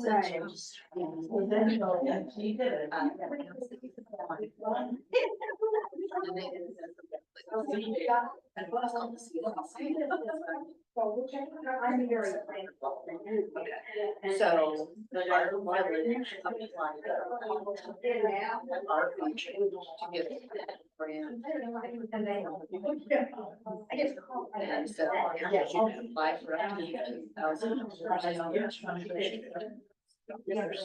They were okay with that. We got the grant.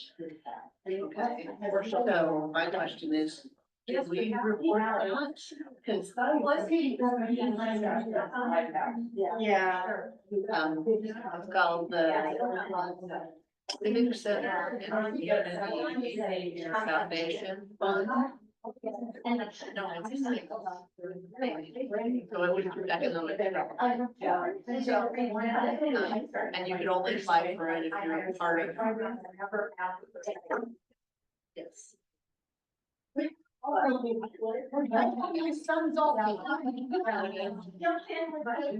am I? Actually, the money, the $15,000. Never showed up. They came to the village, okay, and then the $15,000 that they paid out, that showed up in my letter, but I was faithful, that's not gonna count against me, because like last year, he didn't know we were gonna get it. So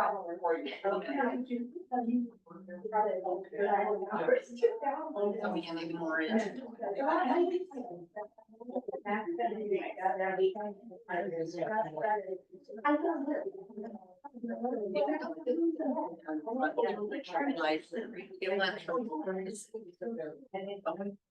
So like going forward, yeah, going forward, if we like, okay, and then we have the education, we have my ability to be fix that. Right. Yeah. Right, so how is all that reported?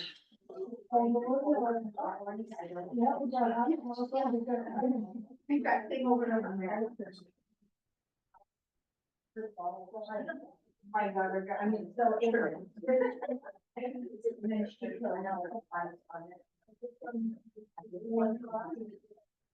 So, and then they elevated everyone.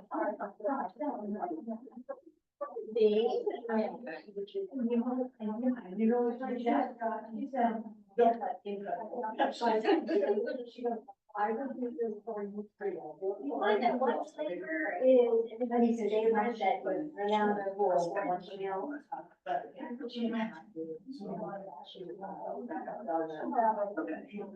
Are you like you would? I mean, I was gonna say, you know, places like that. Make your money and realize that you're waiting for the rest of your money to spend it.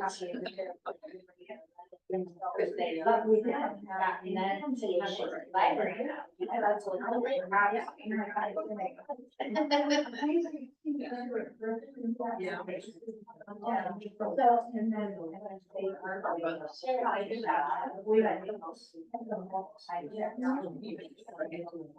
Right, years and years and years and years. Right. And they're still spending probably. So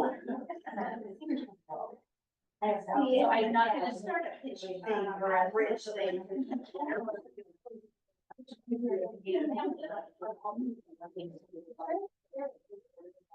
Aren't you?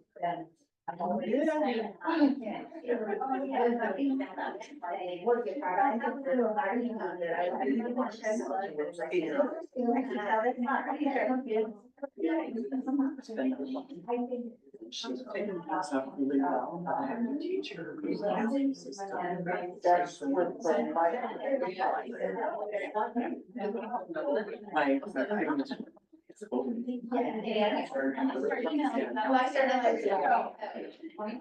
Tracy. That felt the same. My new Tracy. Oh, okay. Oh my gosh,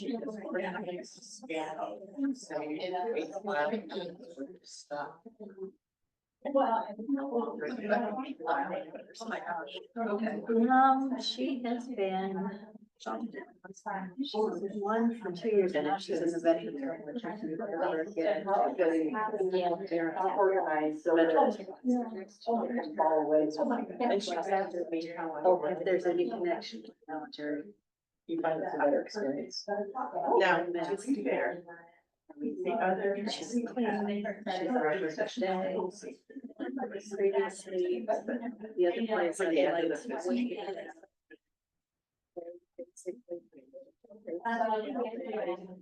then they can. Yeah. You really have to do it to your steps. Yeah, well, the next step. Right. So I don't know, but she was, before she was up 72. And then she started for maybe. So I was very happy. Oh, no. Director. Everywhere? Very happy. She said, you were. Oh, no, yeah, that's people.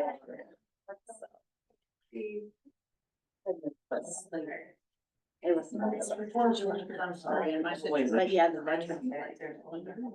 Is it further for you to drive? Well, Yes. no, because they're.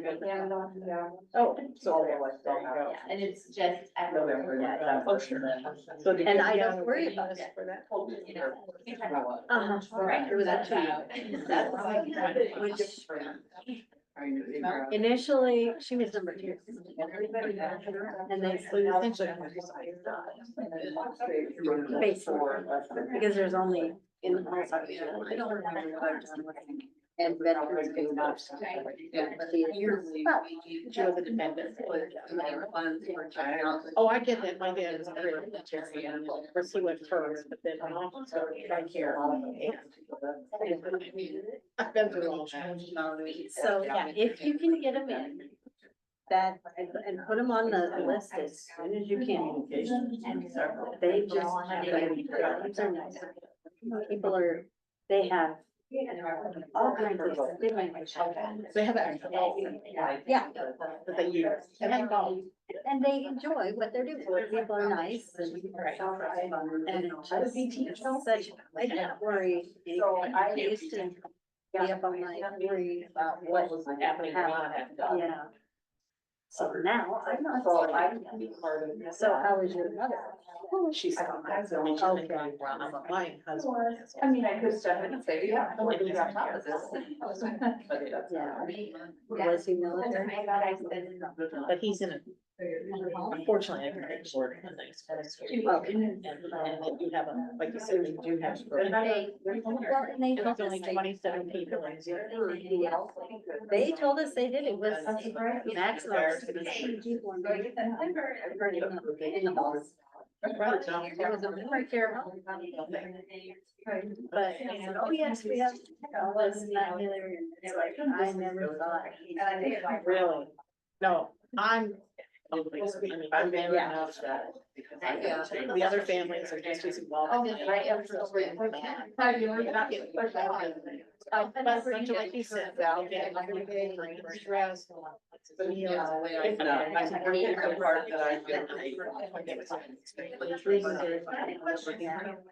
And I don't think they use it. Yeah, and this. But it's getting, we're getting down that road. Yeah, she didn't know me. But she has an idea. But he knows. Yeah. That is. This is my wife. Yeah. It's establishing. Concern with part 5? Yeah.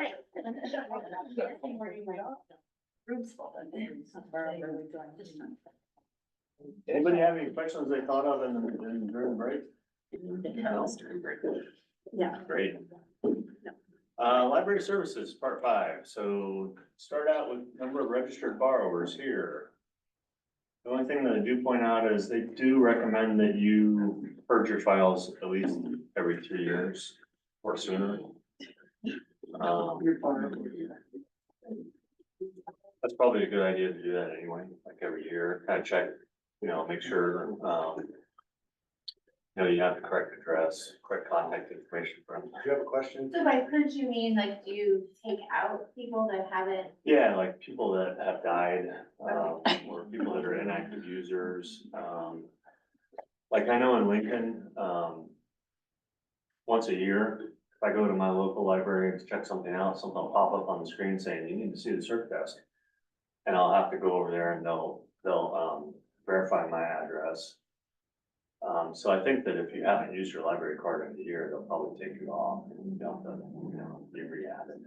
So I took over in February and I just kind of looked back at, and it hasn't been purged. Yeah. Many years. So am I gonna trigger No, you're not Okay. gonna trigger an edit check, but Okay. they just recommend that you kind of update those files. I wouldn't worry about it for now. You should be able to run a report. What online, do you have an electronic catalog? it's fallen? Follett. So you should be able to run a report from Follett on your registered borrowers. At some point, you may want to see if you can run a report and look at inactive users. Okay. And then maybe try and verify if there was people that moved or, they're no longer active borrowers, at your library. You might want to remove them.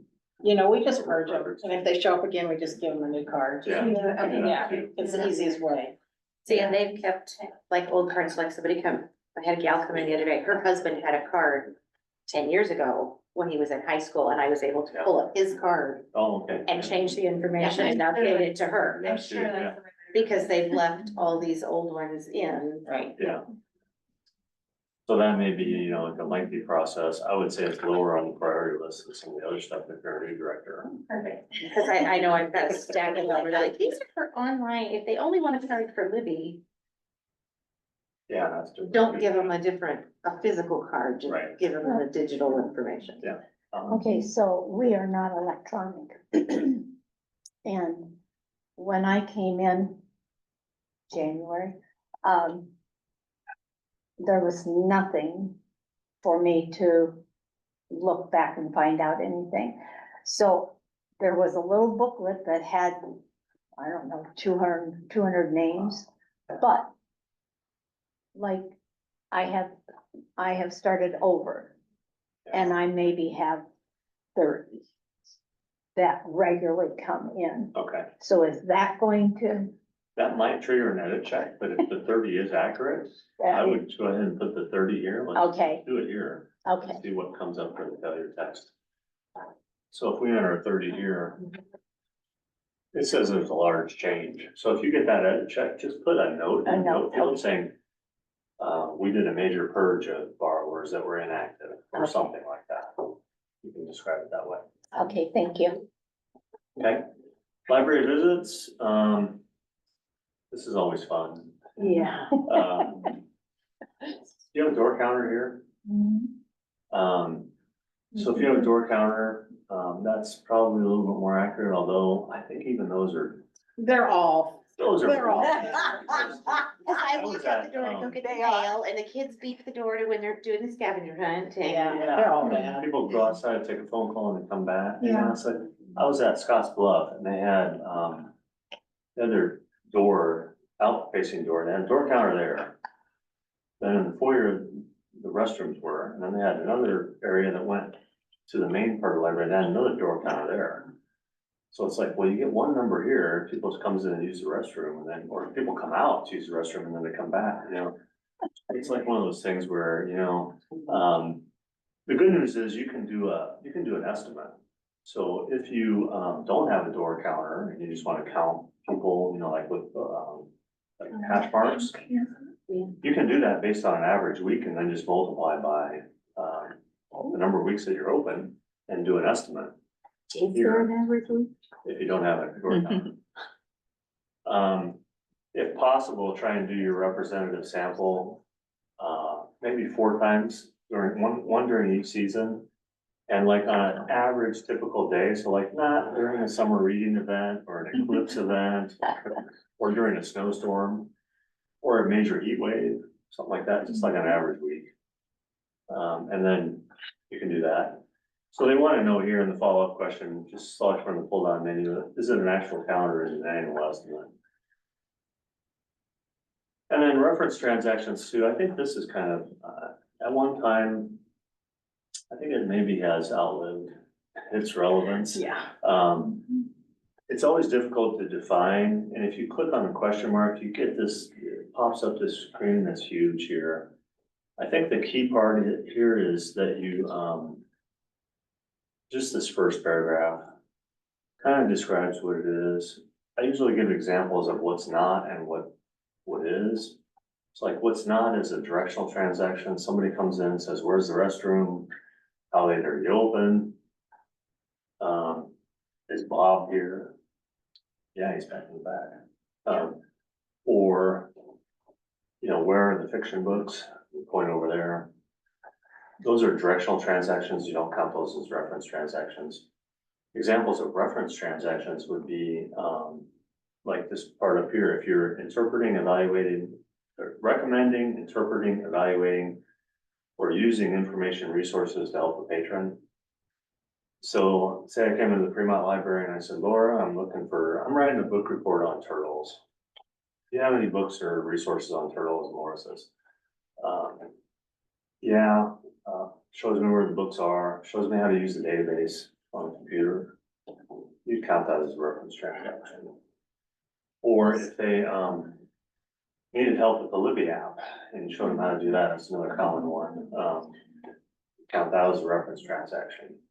Keep in mind that during the transaction with one patron, you may have more than one reference transaction. It may start with the Libby app and then you start talking about a database. And you show them how to use that. So that may be 2, because it's 2 different topics. So it's always different. It's always difficult. It's usually undercounted or it's overcounted, one of the 2. We have a lot of libraries that are counting things that they shouldn't count, like those directional transactions, and others that aren't counting things that they should count.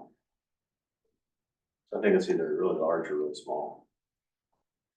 I wouldn't be offended if this went away. Nobody's proposed that at the national level. Well, they haven't, they should. They should, yeah. I think there's a lot of hardcore people that have been around that are kind of sticking to that. They think that if you, they think that it's a way to demonstrate value. So you're actually helping people, you're providing that service. You know, I don't know if the number really means much. If you're providing it, you really need to know you did it 1,000 times, you know. I don't know, maybe. And then public internet, computer uses. Here you would report, the number of uses to like a computer lab, hardwired lab. If you had a laptop or a tablet computer that someone could check out from the reference desk and use like in the back of the library, you count that in here as well. How many times that was used. And then again, is it an actual count or an estimate? You can do an estimate if you want. You don't want to count everything. There's some changes to the circulation part this year because they've added some questions here. So this is a little bit different than in the past. For overdrive, if you're in the consortium, we pre-fill those numbers for you, so I don't have to worry about that. 5.8, you report the circulation of adult books, adult physical units, audio physical units, that'd be like CDs, playaways, and video physical units. You exclude the downloadable. So you'll notice here, this doesn't include those other physical items. Like we talked about, like cake pans, makerspace items and circulate, so on and so forth. This is just books, CDs, and video physical units. You would report that here, okay? And the reason you don't report the other is because the other has its own category now. Report those in the other category. So same thing in 5.9 for children's. This can be difficult. What do you classify as an adult? What do you classify as children's? What if you have teens? Well, if you pull up this little question mark here, and this is kind of the thing here. So this does include young adult. Doesn't define young adult. Generally, that's 12 to 18 if we look at how they align that with the programs. So the programs age categories are pre-K, 0 to 5, 6 to 11 is children, 12 to 18 is young adult. So I would say however you have it cataloged. You know, if your catalog is young adult included in the children's, don't double count them. Don't include it as young adult, don't include it as a children's and then turn around and include it as an adult if it's an adult. Pick one. And then here's that 5.10 is that other physical items. And if you click on this, this kind of tells you, it aligns with that expenditures part. Wi-Fi hotspots, puzzles, games, cake pans, so on and so forth. We have a total here, total physical item circulation. And then we have the e-material circulation. And some of this has changed, like last year, we just reported adult electronic materials and children's electronic materials. Well, this year they want to break down. So they want to break down by ebooks, the same categories that we did in the expenditures. Ebooks, e-audio, e-video, e-serials. So if you look here, for overdrive, these are pre-filled. So it looks like last year, you had 746 circulations of adult ebooks, 42 children's. If you have another vendor, you want to add to this number. But if you just have overdrive, it's pre-filled, you don't have to worry about it. E-serials, you had 39 adult and 4 children's here in Madison. And then audiobooks, wow, that's a lot of. So you had 574 audiobooks, about three-fourths of the amount of ebooks. And then 118 children's audiobooks for the total. And then video, we've left blank because we don't know if you have another vendor. But if you don't, this is just gonna be a 0. This is where you would enter your Hoopla. For e-video, you would enter those circulation numbers here. And I don't know how those reports are, if it's breakdown by adult and children's, you may have to make a judgment call. I usually tell people if you can't separate it out, just put everything in adult. It may be hard depending on their reporting. Not sure how that works. Luckily, they do break it up. They do give you a breakdown? Okay, so yeah, that might be easier.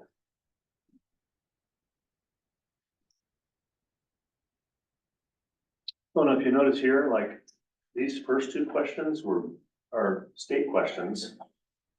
And this one here is the purple one. So the reason that we have a breakdown here is because we have a total adult. Sorry, I Yeah, had no to problem. block me. Sure. See, the reason that we've done it that way is because we've always had an total adult and a total children's. But they only want to know the total e-video. So the reason that we've added the breakdown here is because that way we can look at the total adult and the total children's and compare that to the previous year. If we didn't do the breakdown, then we wouldn't be able to do that. That's why those are state questions and the other one's a federal question. They just want to know the federal level, e-video, e-audio, e-serials, e-books. Okay.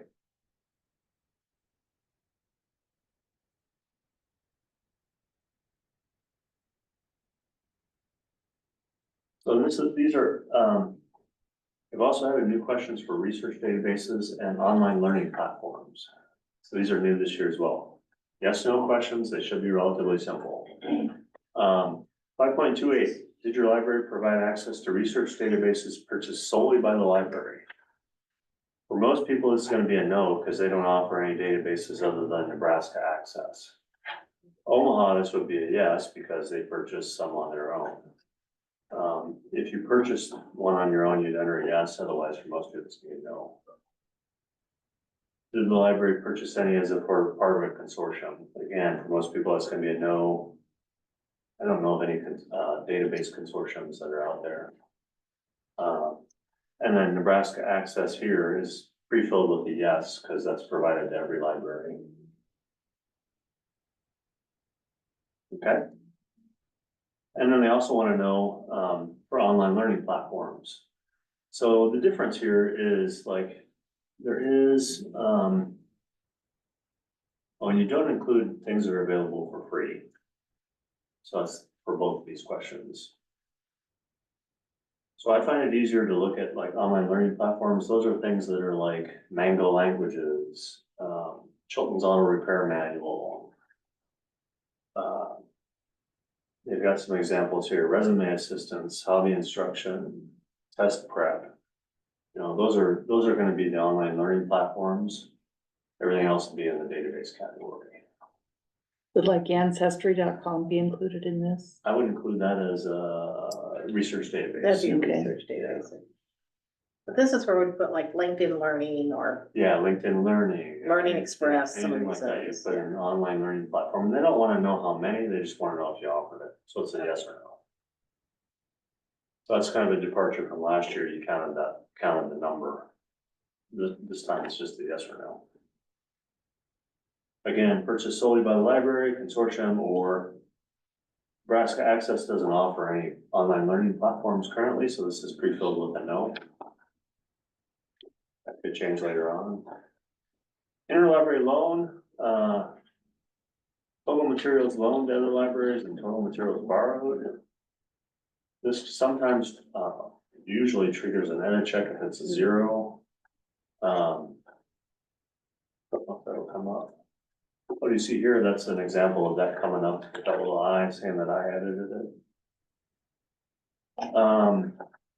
It didn't come up with an edit check. Sometimes in the past, I think that it's zero, it asks you why.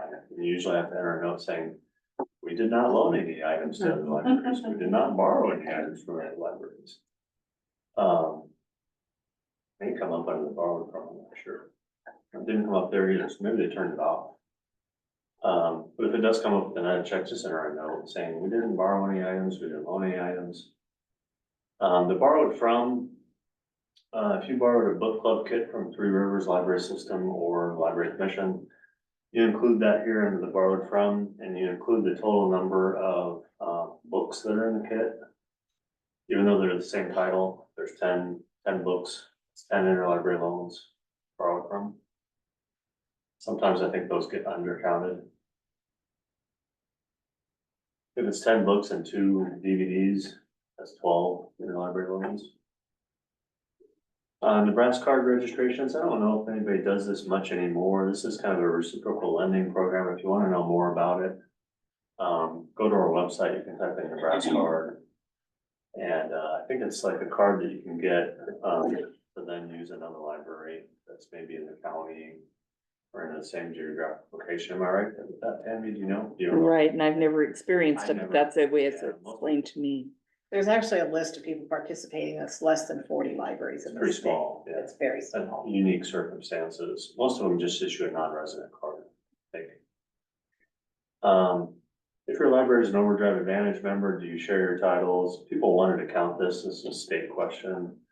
Kind of to get credit for loaning things back to the consortium. And then you have the option to report the number of times those were used throughout the fiscal year. Programs, we had problems with programs the last couple of years because they changed everything around it. It was really confusing. But I noticed last year, it didn't seem like we had as many issues that came up. So I think maybe those are ironed out. They added additional categories. The best way that I can explain it is you have this first section that asks about programs. And then there's a breakdown by age category, and you report the program targeted audience. So if you had a target audience of 0 through 5, you would enter that here. Say you had 2 of those programs that were targeted towards 0 through 5. That's tricky because sometimes you're targeting age 0 through 12, all kids. You have to pick a category. It's either 0 through 5 or it's 6 through 11.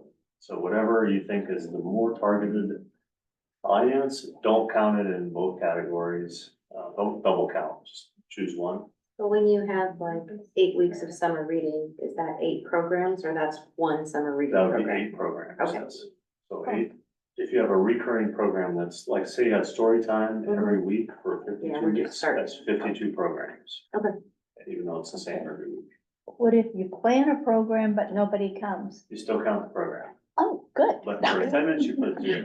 But you did the work, you just didn't have an audience. Well, okay, thank And you. that may trigger an edit check. So we had that happen where people reported like 2 pre-K programs and then for attendance, they report 0. Yeah, It's because nobody showed up. So that could trigger an edit check. And if it does, just enter a note that says, we offered the program, but nobody showed up. okay.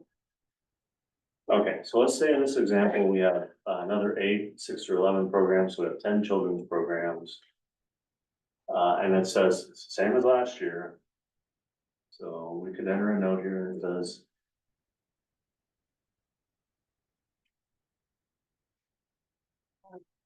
same programs offered.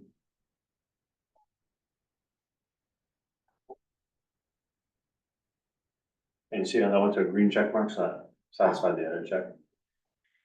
Can I ask a question? It's Yeah. just off on a tangent. Uh-huh. Does Bibliostat like look at the words in your answer to see if it's a legit answer? Or is it just like, oh, they put something in the federal note field? Could you just go like blah, blah, blah, blah, blah, Well, gibberish and then be like, okay, they put it out there? Not that I would do that, I'm Yeah. just curious. that's a good question. So no, it looks if there's something there. You could enter gibberish and it would probably satisfy the edit check, but here's the deal. When we submit our data later on in the spring, when everything gets cleaned up, well, for one, when I review your survey, I look at it. Jenny? I might not catch everything. I might not look at all those notes. But generally, when we submit our data later on, there's a process that we go through once we get all of our files from Bibliostat. So they give us 3 files. They give us an administrative file, which has all those the data for all those federal questions. Then they give us another file that has the outlet records. So if you have a branch library, we report the number of hours, the number of weeks open, so on and so forth for that branch location. And then we get a third file that's all those notes corresponding to those questions. And when we upload those into the system, they then have a system of edit checks where they go through and they read those notes. And so there were, like a good example was, I had a library that had an edit check where they had offered more programs than the prior year. And in the note field, that triggered an edit check because it was the change. That triggered an edit check, and in the note field, they put, we offered less programs this year. Well, that contradicted the edit check.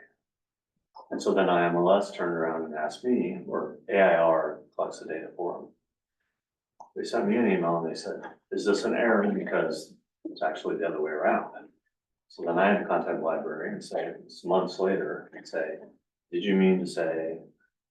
So they do read through those notes later on. And if the note contradicts like the reason for the edit check, then they'll probably Or throw it out if they don't like the answer. well, they can do what's, I mean, sometimes they can impute the question, yeah. Yeah. Throw it out, like you said. So in a roundabout way, yeah. Okay. Right in the Klingon. Usually less information is better, so like, you can even say something like, this number is correct. We did have a change from last year, or whatever, you know, something real simple satisfies it. Okay, so, let's say we then offered 3 young adult programs. That's gonna say, yeah, you had 0 last year, so that, well, so let's say with 0 then, take that out of check off. So we had 0, and let's say we had 0 adult programs. It looks like last year we had 3 general interest programs, so let's enter 5. The general interest is the new category that's like the catch-all. If it doesn't fit into one of those age categories, you have the option to put it in general interest. That's But like general interest is more all for age like, welcome. Yeah. Thing? what? That's like an all ages welcome kind of thing. Yeah, so a good example is if you click on the little question mark, it comes up with examples like family movie night. Okay. You know, a holiday event that appeals to kids and adults. Santa Claus is there for the kids, but you have some other adult event going on at the same time. Anything that's like intergenerational program, you know, you have the option to put under general interest. For those children's programs that we were talking about earlier that don't really fit in 0 through 5 or 6 through 11, you have the option to put it in general interest. That's not really where it's meant to go. It should be, you shouldn't pick 1, 0 through 5 or 6 through 11 because it's really children that you're targeting. Let's click on this, I think. Yeah, it gives you a bunch of different examples. Holiday events, family game nights, storytelling programs, chess clubs. You know, these are maybe things that appeal to, or the targeted audiences. Not necessarily kids, not necessarily adults, but kind of both. So then we have a total here. You notice here we have a total of 15 programs by age category that were offered. So we have 3 follow-up questions here. And so 5.46, 5.47, and 5.48 want to know, out of those 15 programs that you just reported up here, the total, how many of them were on-site, in the library on-site, or library grounds that could be outside in the grass? How many of them were off-site, so like out in the community somewhere? And how many were live virtual programs? Okay? So if all of your programs were in the library or on the library grounds, it's really easy. You just enter a 15 here, and a 0 for here, and a 0 for here. And you have 15 here and 15 up above, and they're the same, because they have to match. If you had some offsite programs, like say you had 12 in the library and 3 offsite, you would just enter a 12 here and a 3 here. And you've got 15 for the total down here. If you have that live virtual, it gets a little bit more tricky.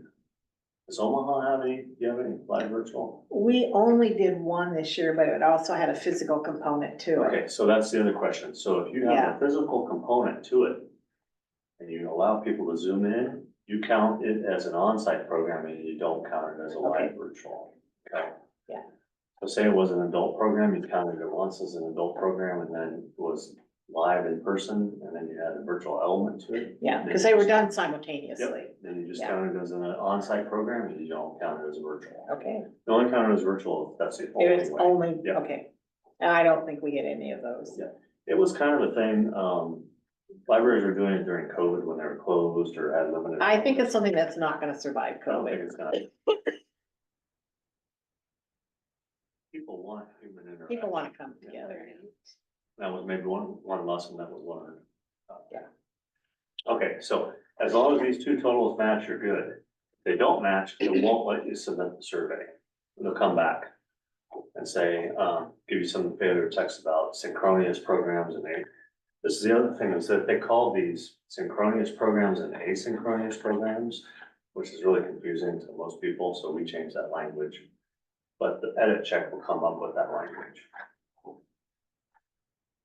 Okay, so for program attendance, you think about this in the same program, total programs. You first have your section by age, and then you have your other section by where they attended. Was it on-site, off-site, or virtual? So for that 0 to 5, you report for attendance, say you had a targeted pre-K program, you report the total number of people that attended the program targeted for pre-K kids. Okay, so you don't count the age of everybody that showed up at that program, you just count, like you had story time for toddlers. That's one 0 to 5 program. You had 10 toddlers that showed up with 10 parents. For attendance, you count 20. You don't count age of the attendee, you just count, that correlates to the age of the targeted audience for the program, if that makes sense. Yeah. That was a challenge for some libraries because they were having people sign in with their age and I was like, no. You don't just count, you don't have to count, the age of the people that show up, just, it aligns with the program. I mean, those 10 babies aren't gonna show up by themselves. Exactly. So you can look at that and you can, it may be a good number, but you know, it's just easier to count that way.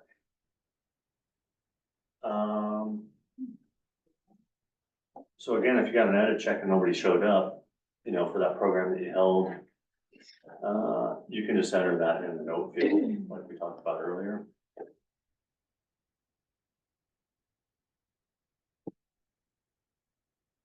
So here's an example of that in the general interest, because we entered those 3 general interest programs.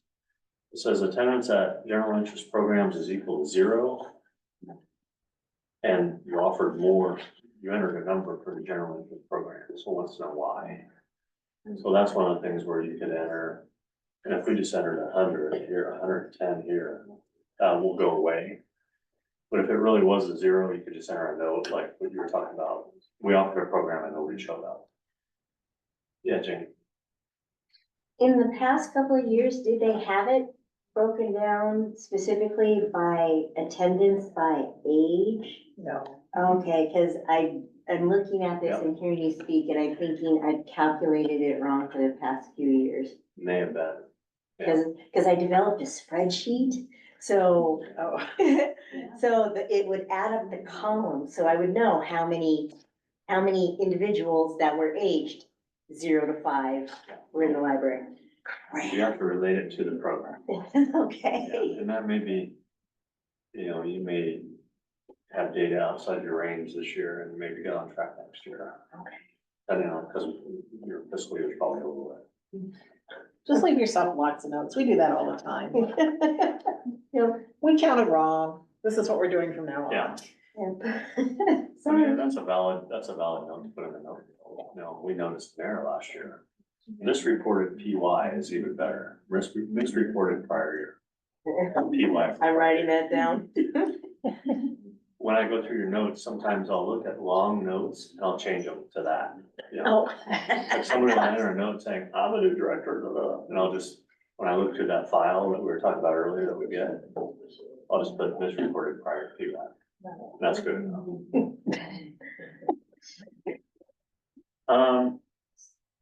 5.61 and 5.62 are confusing because number of recorded program presentations offered. Okay, so they use the term program, but but these aren't programs. Is this like a podcast or? This is like a recorded, let's see, pull up the definition here. Any recording of program content that cannot be viewed live. So this would be like somebody that, if you recorded like a orientation for your library and then put it up on your website. It's not a program because it doesn't meet the definition. It doesn't have a live component. You know, it's not something that's offered, you know, it's not like something that's offered via Zoom where somebody can, view it live as it unfolds. It's just a recording that you put up on your website or Facebook page or something like that. Again, this is another one, I think it was added during COVID when people were doing that. They were putting like tips and tricks for like overdrive or something on their website. And they wanted to count that, at the national level. But I think it's really confusing because the terminology that they used was program presentations. It's not a program. It's not counted as a program. So this is not something that you've counted up here. It's like a recording of something that's put up. And then you have the option to report the number of views within 30 days and then the number of views within your fiscal year. If you do report, if this is applicable to you and you reported, the number of views, this definition does say to report it 30 days, the number of views 30 days after it was posted, even if that extends past your fiscal year. So if you posted it on September 28th, then you would count the number of views between that and the next month. Not just 2 days, but 30 days. Again, another one would go away. For most people, it's gonna be 0. Self-directed activities, we found that we added this at the state level a couple of years ago. The libraries really wanted to count this. These are things that like, aren't reported anywhere else, but they add value. So these are things that are more like passive programs, what we call passive programs or self-directed activities. Do-it-yourself stations, 1,000 books before kindergarten, frequent reader clubs, take and make kits.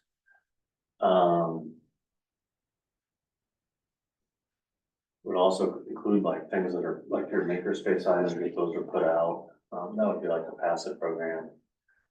It's hard to count the number of participants in those though. You don't really know. You don't really know. In most cases, it's gonna be a huge number.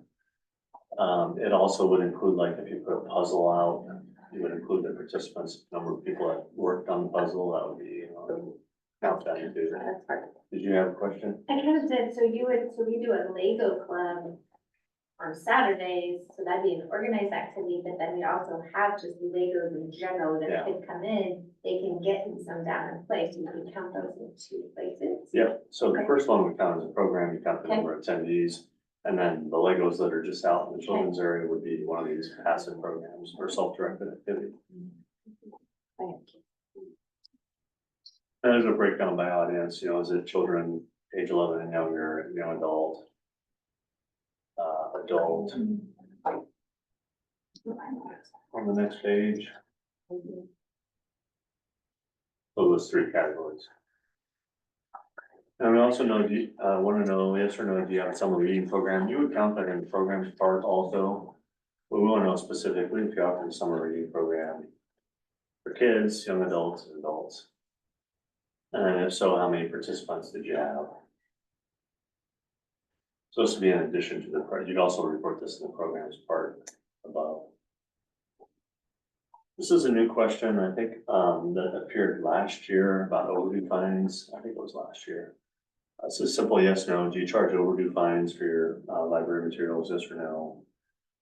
Keep in mind that this does not include replacement cost for lost or stolen items.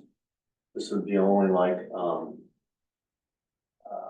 just a fine if something's returned late. Like 25 cents a day or something like that. If somebody returns it a month late, and you charge them 25 cents a day and then they have to pay that. This would be then a yes. If you don't charge any fines at all, it's a no. For yes, we have 3 different options because some libraries charge for everything. Some of them only charge for like DVDs or hotspots or laptops or something like that. but they don't charge for books. Or some of them charge for adults, they don't charge for kids. So that would be like some patrons or some material types. And if you enter a yes up here, we have a series of check marks. Please indicate the items that you charge overdue fines for. Yeah, we charge for everything, you check everything here, you have DVDs. Looks like here in Madison, you charge for DVDs, but maybe not other items. And hotspots, you have hotspots you charge for, so just enter that here, you can just Control C and Control V. If that's still the case. Or an NA if you don't charge it. And then here's the borrower categories. You know, we charge for children, and adult, seniors, or others. Yeah. We purposefully didn't describe senior. There was a big debate, 55 plus, is 65 plus. Yeah, whatever.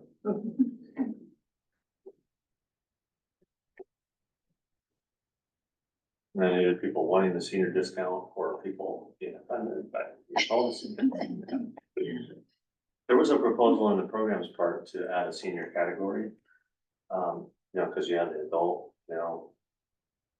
There was a debate and discussion about that, and I think it fell because of that very thing, like how do you define it, you know, is it 55, 65, 35? Meeting rooms, this is a state question. Do you have a meeting room? Do you make it available? If yes, report the number of times. And I assume you entered no because this is maybe attached to the city space here. Oh, Is that why? Well, last you don't year. know the drama. we were- Oh, yeah, okay. No, We weren't in this building, we were next door in the Carnegie Library Oh, last okay. year. last year, yeah. We were temporarily evicted. So this is gonna be one of those things that you're gonna enter yes for. Yeah, for now. And then, report the number of times. It's optional to report the number of times it was used. And then do you charge a fee for the use? Some people charge fees for, or they don't charge fees for nonprofits or community organizations, but they do charge for like commercial use. If that's the case, you can always enter a note, just kind of explaining that if you want to. You don't have to, but you can if you want to. And then we added a question for outside circulation, because I think this is an important service that libraries provide. It's not really captured anywhere else on the survey other than circulation. It doesn't count as a visit usually because they don't enter the building. Do you offer drive-through service, curbside pickup, vestibule pickup, homebound deliveries? Or something else regarding outside circulation? Automatic renewals, this is a new question this year, and I'm not sure what they're getting at. It's a yes or no. They want to know, yes or no, do you offer automatic renewals, like an electronic catalog and it automatically renewed items for the patron? They didn't, like, at Link, a good example is when I check something out at Lincoln City Libraries, I get an email on my phone saying these items are due in like 3 or 4 days. I have to then go online and renew them. Some ILSs automatically renew those for a certain period of time, and that doesn't count as another cert. Like when I renew it, it counts as another cert.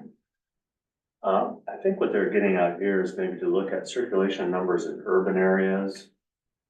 It's like if you had one library that had automatic renewals, there was a large variance between their circulation and another that didn't. They could then look at it at the national level. So if you do offer that, just enter yes. If not, just enter no. It's a little burden, yes or no. So it's one of those low burden yes or no questions. Okay, technology. So name of automation system or software. If you still have Fallout, you just do a Control C and Control V here. Do you provide public internet access? Yes or no? Number of computers used by the public. Well, if that was still 2, you'd enter a 2 there. Say it went up to a 3 or 4, you do 3 or 4. Edit check went away. Filtering software. actually pay attention to this note here. We're asking about software used to block certain websites. This would be a part of the Children's Internet Protection Act, SIPA. So if you receive E-rate funding, you have to block certain websites. If you're interested in filters, the Library Commission offers them now. I don't know if you've heard about SHRM, we talked about SHRM, We just did ours. here's out of your library, yeah. He So, walked our phone company through how to get it all done. yeah, so for the filtering part, he offers a number of services, one of which is the filtering, which is through, I think it's DNS filter. And you can do that, manage that remotely if you'd wanna put filters on your computers. It's recommended that your public access computers have filtering software and, reboot restore software. I think there's a question about that, a couple of questions down. But if you wanna just do a general tech assessment, you can come out to your library or do it remotely. Here's what we have in our library, here's our technology and kind of assess it and then offer recommendations. The good news is a lot of stuff we can provide for free, so you might as well take advantage of it. And he's got a grant that he really wants to use. Yeah, he had me send a whole bunch of pictures to him. Yeah, And it usually then starts with that, yeah. with He the said it pictures. looked good, and then our phone company does our IT for the city, and so they came in and he was back and forth with them Yeah, to get everything set up and taken care of. thank you, yeah. Thanks. So he is comfortable. Yeah, so, and sometimes you can do it like over Zoom, a Zoom call or send him pictures, you can look at it. Or he can line up a bunch of libraries together and make one Yeah, trip. kind of gather, he does travel, so, like, that's always a good starting point is just pictures, and then, if he's traveling to visit libraries in your area, you can make kind of stuff. He works, sometimes out of Omaha, he lives in Omaha, so. Pretty urban area. Yeah, he works out of my office, actually. I still need to come. ISP, so if that was still broadband, you just do a control C, control V here, here's your ISP. Type of connection, you got a pull down list. DSL cable, these are the main ones, fiber. If it's something else, just use the other, I think your library is another, isn't it, or no, they don't think it's something else. No, we're fiber optic. Your fiber, okay. I was thinking somebody had a T1, I thought it was your library, must be somebody else. When you say T1, I don't even know what Okay. that means. It's kind of like fiber, but not fiber. And then the number of, this is another question we are trying to get rid of, the wireless internet sessions. Can we do NA? For years, they didn't have this little note here. So what people were reporting was just based on observations. Like we saw 3 people in the library, and they were doing like on an average week, we saw 3 people in the library with their phone, and we know that Bob and Jim are outside, so we count them. And it's not really accurate because you're not getting the after hours people that are in the parking lot. You're not getting people, I mean, guy on his phone could be playing a game, you don't know if he's using. Problematic for a number of reasons.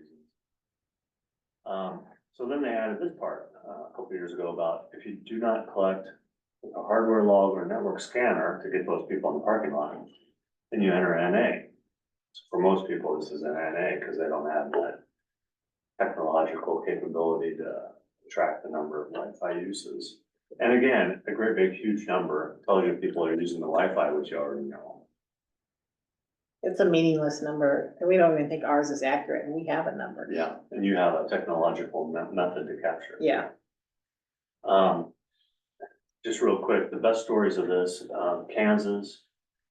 Library sits in Kansas, a library sits next to an apartment complex. The library notices people are coming in like with their pajamas saying, hey, can you reboot the router? And they're like, so the apartment complex, so they go over there and they're looking around. The apartment complex has a big sign that says free Wi-Fi, and it's the library's Wi-Fi. They were counting those as Wi-Fi sessions. And the other one was Louisiana, where the library was sitting next to a stop sign. And people were connecting to the Wi-Fi at the stoplight, and they were counting that. Again, great big number. Download speed, we wanna know, first, the range of your download speed, and there's a link here for the speed test. You can just click on if you want to do the speed test. Again, this is kind of a general idea. It's gonna vary. Like if we did the speed test now, we'd probably get a fast number because there's nobody in the library. If you did it this afternoon when everybody's in the library, it's probably a little bit slower. Kind of doing it at an average time. And then here's that question about reboot, restore. You know, do you have one of these products? If you don't, talk to Sherm because he can get those installed on your public computers. The reason this is important is because, if you don't have this installed and you have, say, somebody doing online banking on one of your computers, somebody else came in and that stuff didn't get wiped out, they could maybe access that person's personal records.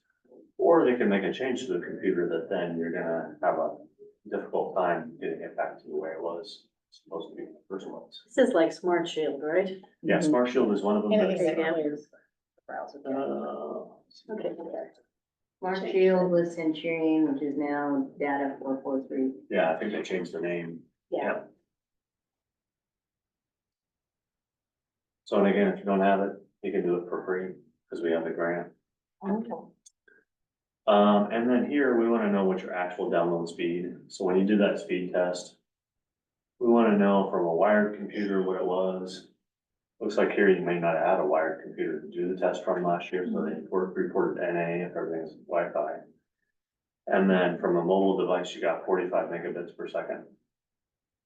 Sherm looks at those data when we collect them, and if there's a wide variance, you might say, you know, your Wi-Fi is really slow. You might wanna think about upgrading your routers and come out and look at those.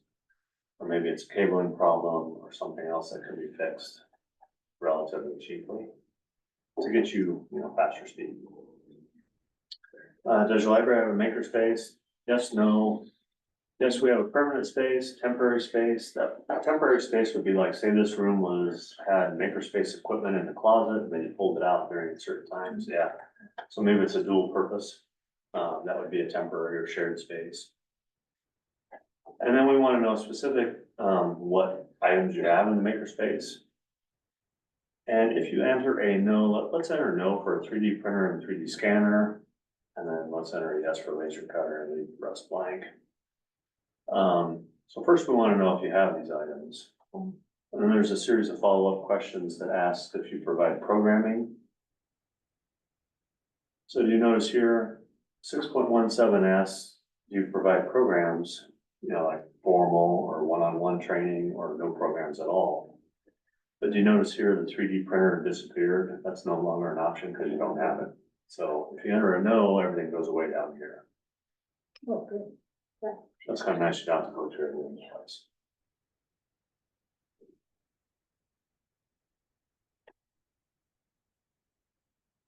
So then 6.18, this is our technology and innovation library. And I was trying to get these things off of here because I was like, this is. And she said, no, it's helpful, and talked me into it, so I was like, okay. The good news is they're just yes or no, so.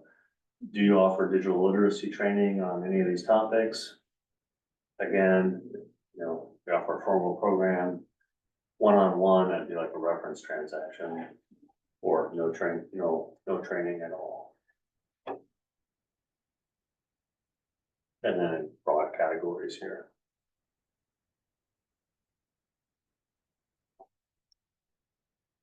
Do you have a hotspot lending program? Yes. If so, how many hotspots? Still have 3 in the center, 3. Number of paid librarians. So for 7.1, you enter the total number of people. So say you had 3 people, one of them was full-time, 2 of them were part-time, you would enter a 3 here. So total paid librarians. Sometimes that's difficult, especially like for urban areas like OPL, Lincoln, some of the other areas that have like library technician, how do you define, is it a librarian or is it a other staff? Right. I usually tell people, and there's a definition here that'll pop up. I usually tell people, if someone has library technician in their job, that's their job title. But they're working at the reference desk, they're answering reference questions. They're checking items in and out, answering the phone and whatnot. I would probably count that as a librarian. The other category is really meant for like cleaning people, accountants, and in like a larger area like Omaha, if you had somebody behind the scenes that was an IT guy that did work the circuit desk, stuff like that, these companies, other staff. Even though library technician is not really, doesn't really have that, in their job title. If it's a shelver, that'd probably be other staff, if they're just shelving books. Now, if they're shelving books and answering reference questions, they count as librarian. What Kind of a little about bit of a judgment call too. substitutes? Hmm? What about If substitutes? they're checking books in and out and answering questions, I'd count them as librarian. Okay, thank you. They just work fewer hours, basically. Yeah, well, Yeah, I'm so- doing some. So that's the thing that you enter in 7.2, so the number of hours worked per week. So, like if you had, if two of these people worked 40 hours a week, that's 80 hours, and the third one worked 20 hours. You would enter 100 here. And that automatically calculates the full-time equivalent, because it takes that total hours divided by 40. It gives us 2.5 FTEs.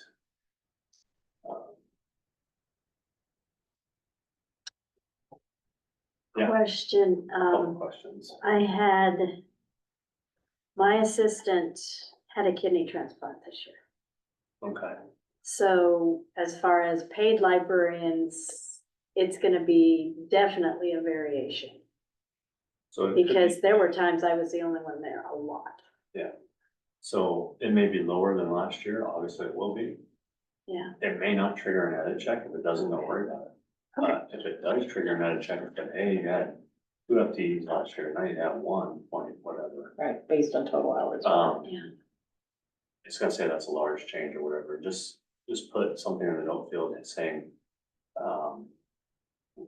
Medical. leave? one staff person was not available due to, how do you want to describe it? Medical. Surgery, medical circumstance, whatever, yeah.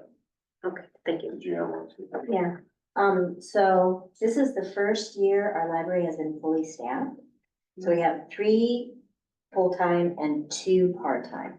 Okay, Okay, so one of my part-timers, she's at university now, but I still have her on payroll, but she's not doing any hours.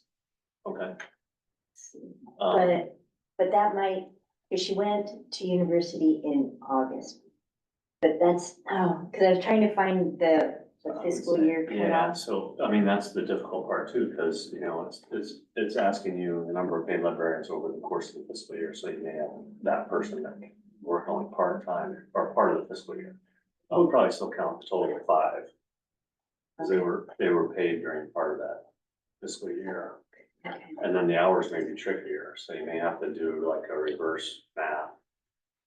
And calculate the total number of hours and then, portion that out to get the number of per week, Okay. like by 52, whatever. Cause really, cause my total paid librarians should be 4, Okay. yeah, so right? if you had Because I 12, have yeah. 3 full and 2 part. No, that's your That's 5, yeah. FTE. So 1, 2, okay, but my FTE, I guess, would be 4. So if you have the 5 people and say you had 4 people that were full-time, then that 5th person didn't really work. Well, No, she said she had 3 I had full-time, 3 full-time. so that's 120, and then you had 2 120. part-time. What were they normally working, 20 hours a week? So it'd be 160, right? Right. Yeah, so then you would enter it like this. And that would be 4 FTE. So her math was right in her head. Yeah, Okay. my math is challenging. But she also has that person who's not working right now, Yeah, so but I that's would gonna still affect count your them number here of because hours. they did work part of the, yeah. that's what you're-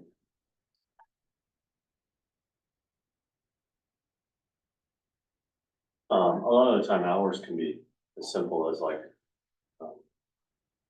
well, And then 7.4 wants to know out of these total librarians up here, do any of them have a master's degree from an ALA accredited institution, MLS? If you have an MLS person on staff, you just enter the total number here, and then again, the number of hours worked per week. And then that calculates the total of those, that's a subset of the total librarians. And then here in 7.7, this is where you enter those, the other staff, non-librarian staff, like your cleaning people, bookkeepers, accountants, that type of thing, shelvers. And again, same pattern. Now it looks like we got that a check for total paid employees is greater than 0, but salaries, wage expense, that's because we didn't enter anything up above. So in 7.11, normally this is gonna be library director. And then the hourly wage. We enter that here. Again, we talked about the salaries earlier. Total number of volunteers, this can be kind of difficult. Sometimes if you don't know the total, just provide an estimate. Sometimes you may have more during the summer and less during the winter. Just the total number. And then estimate the number of hours per week. You have volunteers that come in and help.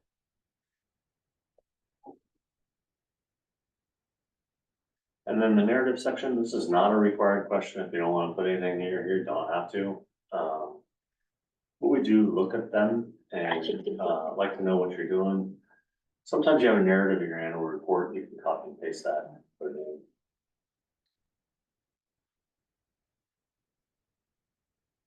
And then the certification part, so just the name of the director, or if somebody other than the director did the survey, put their name in here, just who we should contact if we have questions, follow-up questions. And then like their title here, most of the time it's gonna be the library director that does this. There's a few that don't, they're more urbanized areas. Well, my name's one that's gonna show up in that, Generally, I'm not the director, yeah. does it. Your name. Yeah. Yeah. We had a couple last year that the director was on long-term leave, so the board president stepped in and did the survey. And so it said board president on here. And so when you enter all your data, then you, here's kind of a summary of how to submit it. Step 1 is to verify all questions have been answered. Step 2 is to look at, see if you got any flagged questions. And then step 3 is to look at your edit checks. And, actually, the easiest way to do this is to just go up to, status button. And look at your status, and it's gonna show up with a bunch of edit checks that we haven't been really very much. And you'll notice here, you have 24 edit checks. You have 42 unanswered questions. And those are broken down by required and not required. So you can look at the required ones. It won't let you submit it unless you have something at least for the required ones. And then flagged questions, like if you flag the question, that'll show up.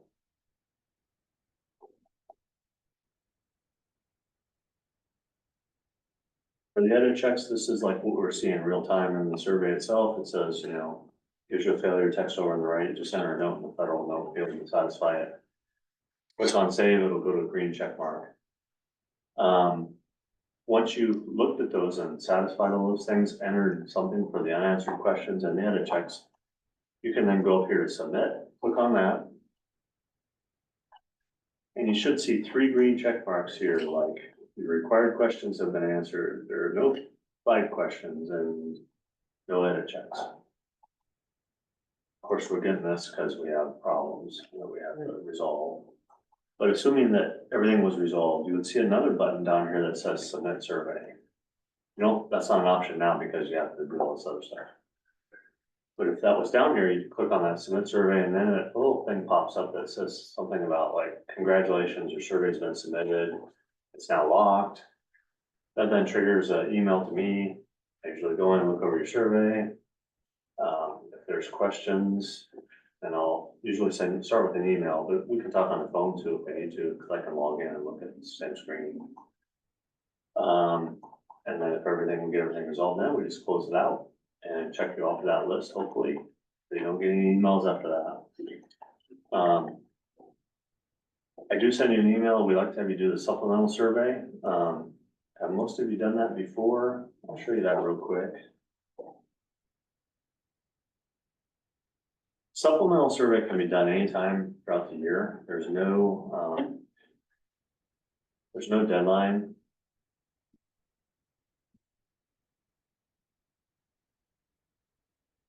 So if things do change throughout the year, you can go online and update this. Like if your staff changed, I know Omaha does this once a month because you have the staff turnover. Right. So if somebody goes in and enters the new people and deletes the old people, they'll look. It's executive secretary that does that. Okay. So if that happens in your library, you can go ahead and do that on your own instead of contacting us. That way our records are up to date. Same thing if your board changes, friends group, foundation, library hours. Your internet services, say you had a change in your Facebook page or Twitter account or something. You could enter that here. Check your library photo. This then feeds into our website. So if you go to our website and type in any city and then PL for public library, you'll get an entry that will show, you know, here's where the Madison Public Library is located, here's your hours, here's your phone number, the director, a few quick facts from last year's survey, links to your Facebook page, your catalog, website, staff, library photos. There's maybe some photos that were sent in. 2014, these are a little old, I was gonna say, those are old, so have to update. you can always send We us, did this last year too. Yeah. Oh, 2001's even older. you can always send us photos and we'll, and actually. there's 2001. historic I think photos. 2001. Yes. Here's the library, was this next door, probably, yeah. Mhm. yeah, that's the current. New public library. Oh, it's new. So keep in mind though, when you update information on the supplemental survey, it takes a day to load on this website, so you won't see it right away. So Vern, our computer guy, he does all the updates overnight, so it won't show up right away, but, or you can email us and we'll update, like if you have a new director, we'll get those emails all the time saying, you know, so it's the director now, here's the new email, and we can then update this for you. Any questions? Huh?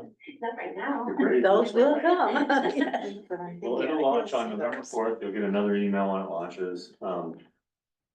Generally, we launch them in the middle of November, but I thought, no, it should be ready to go. There weren't a lot of changes this year. And then Bibliostat came out with a new version, but I think there's minimal issues that I noticed with it this year. I haven't noticed a lot of errors that we've experienced in the past. I like the real-time edit checks. I think overall that'll be good. If they can get those calculated, they'll take care of it. If you do have questions when you get into it, or you have login issues or anything like that, let me know and I'm going to help you out.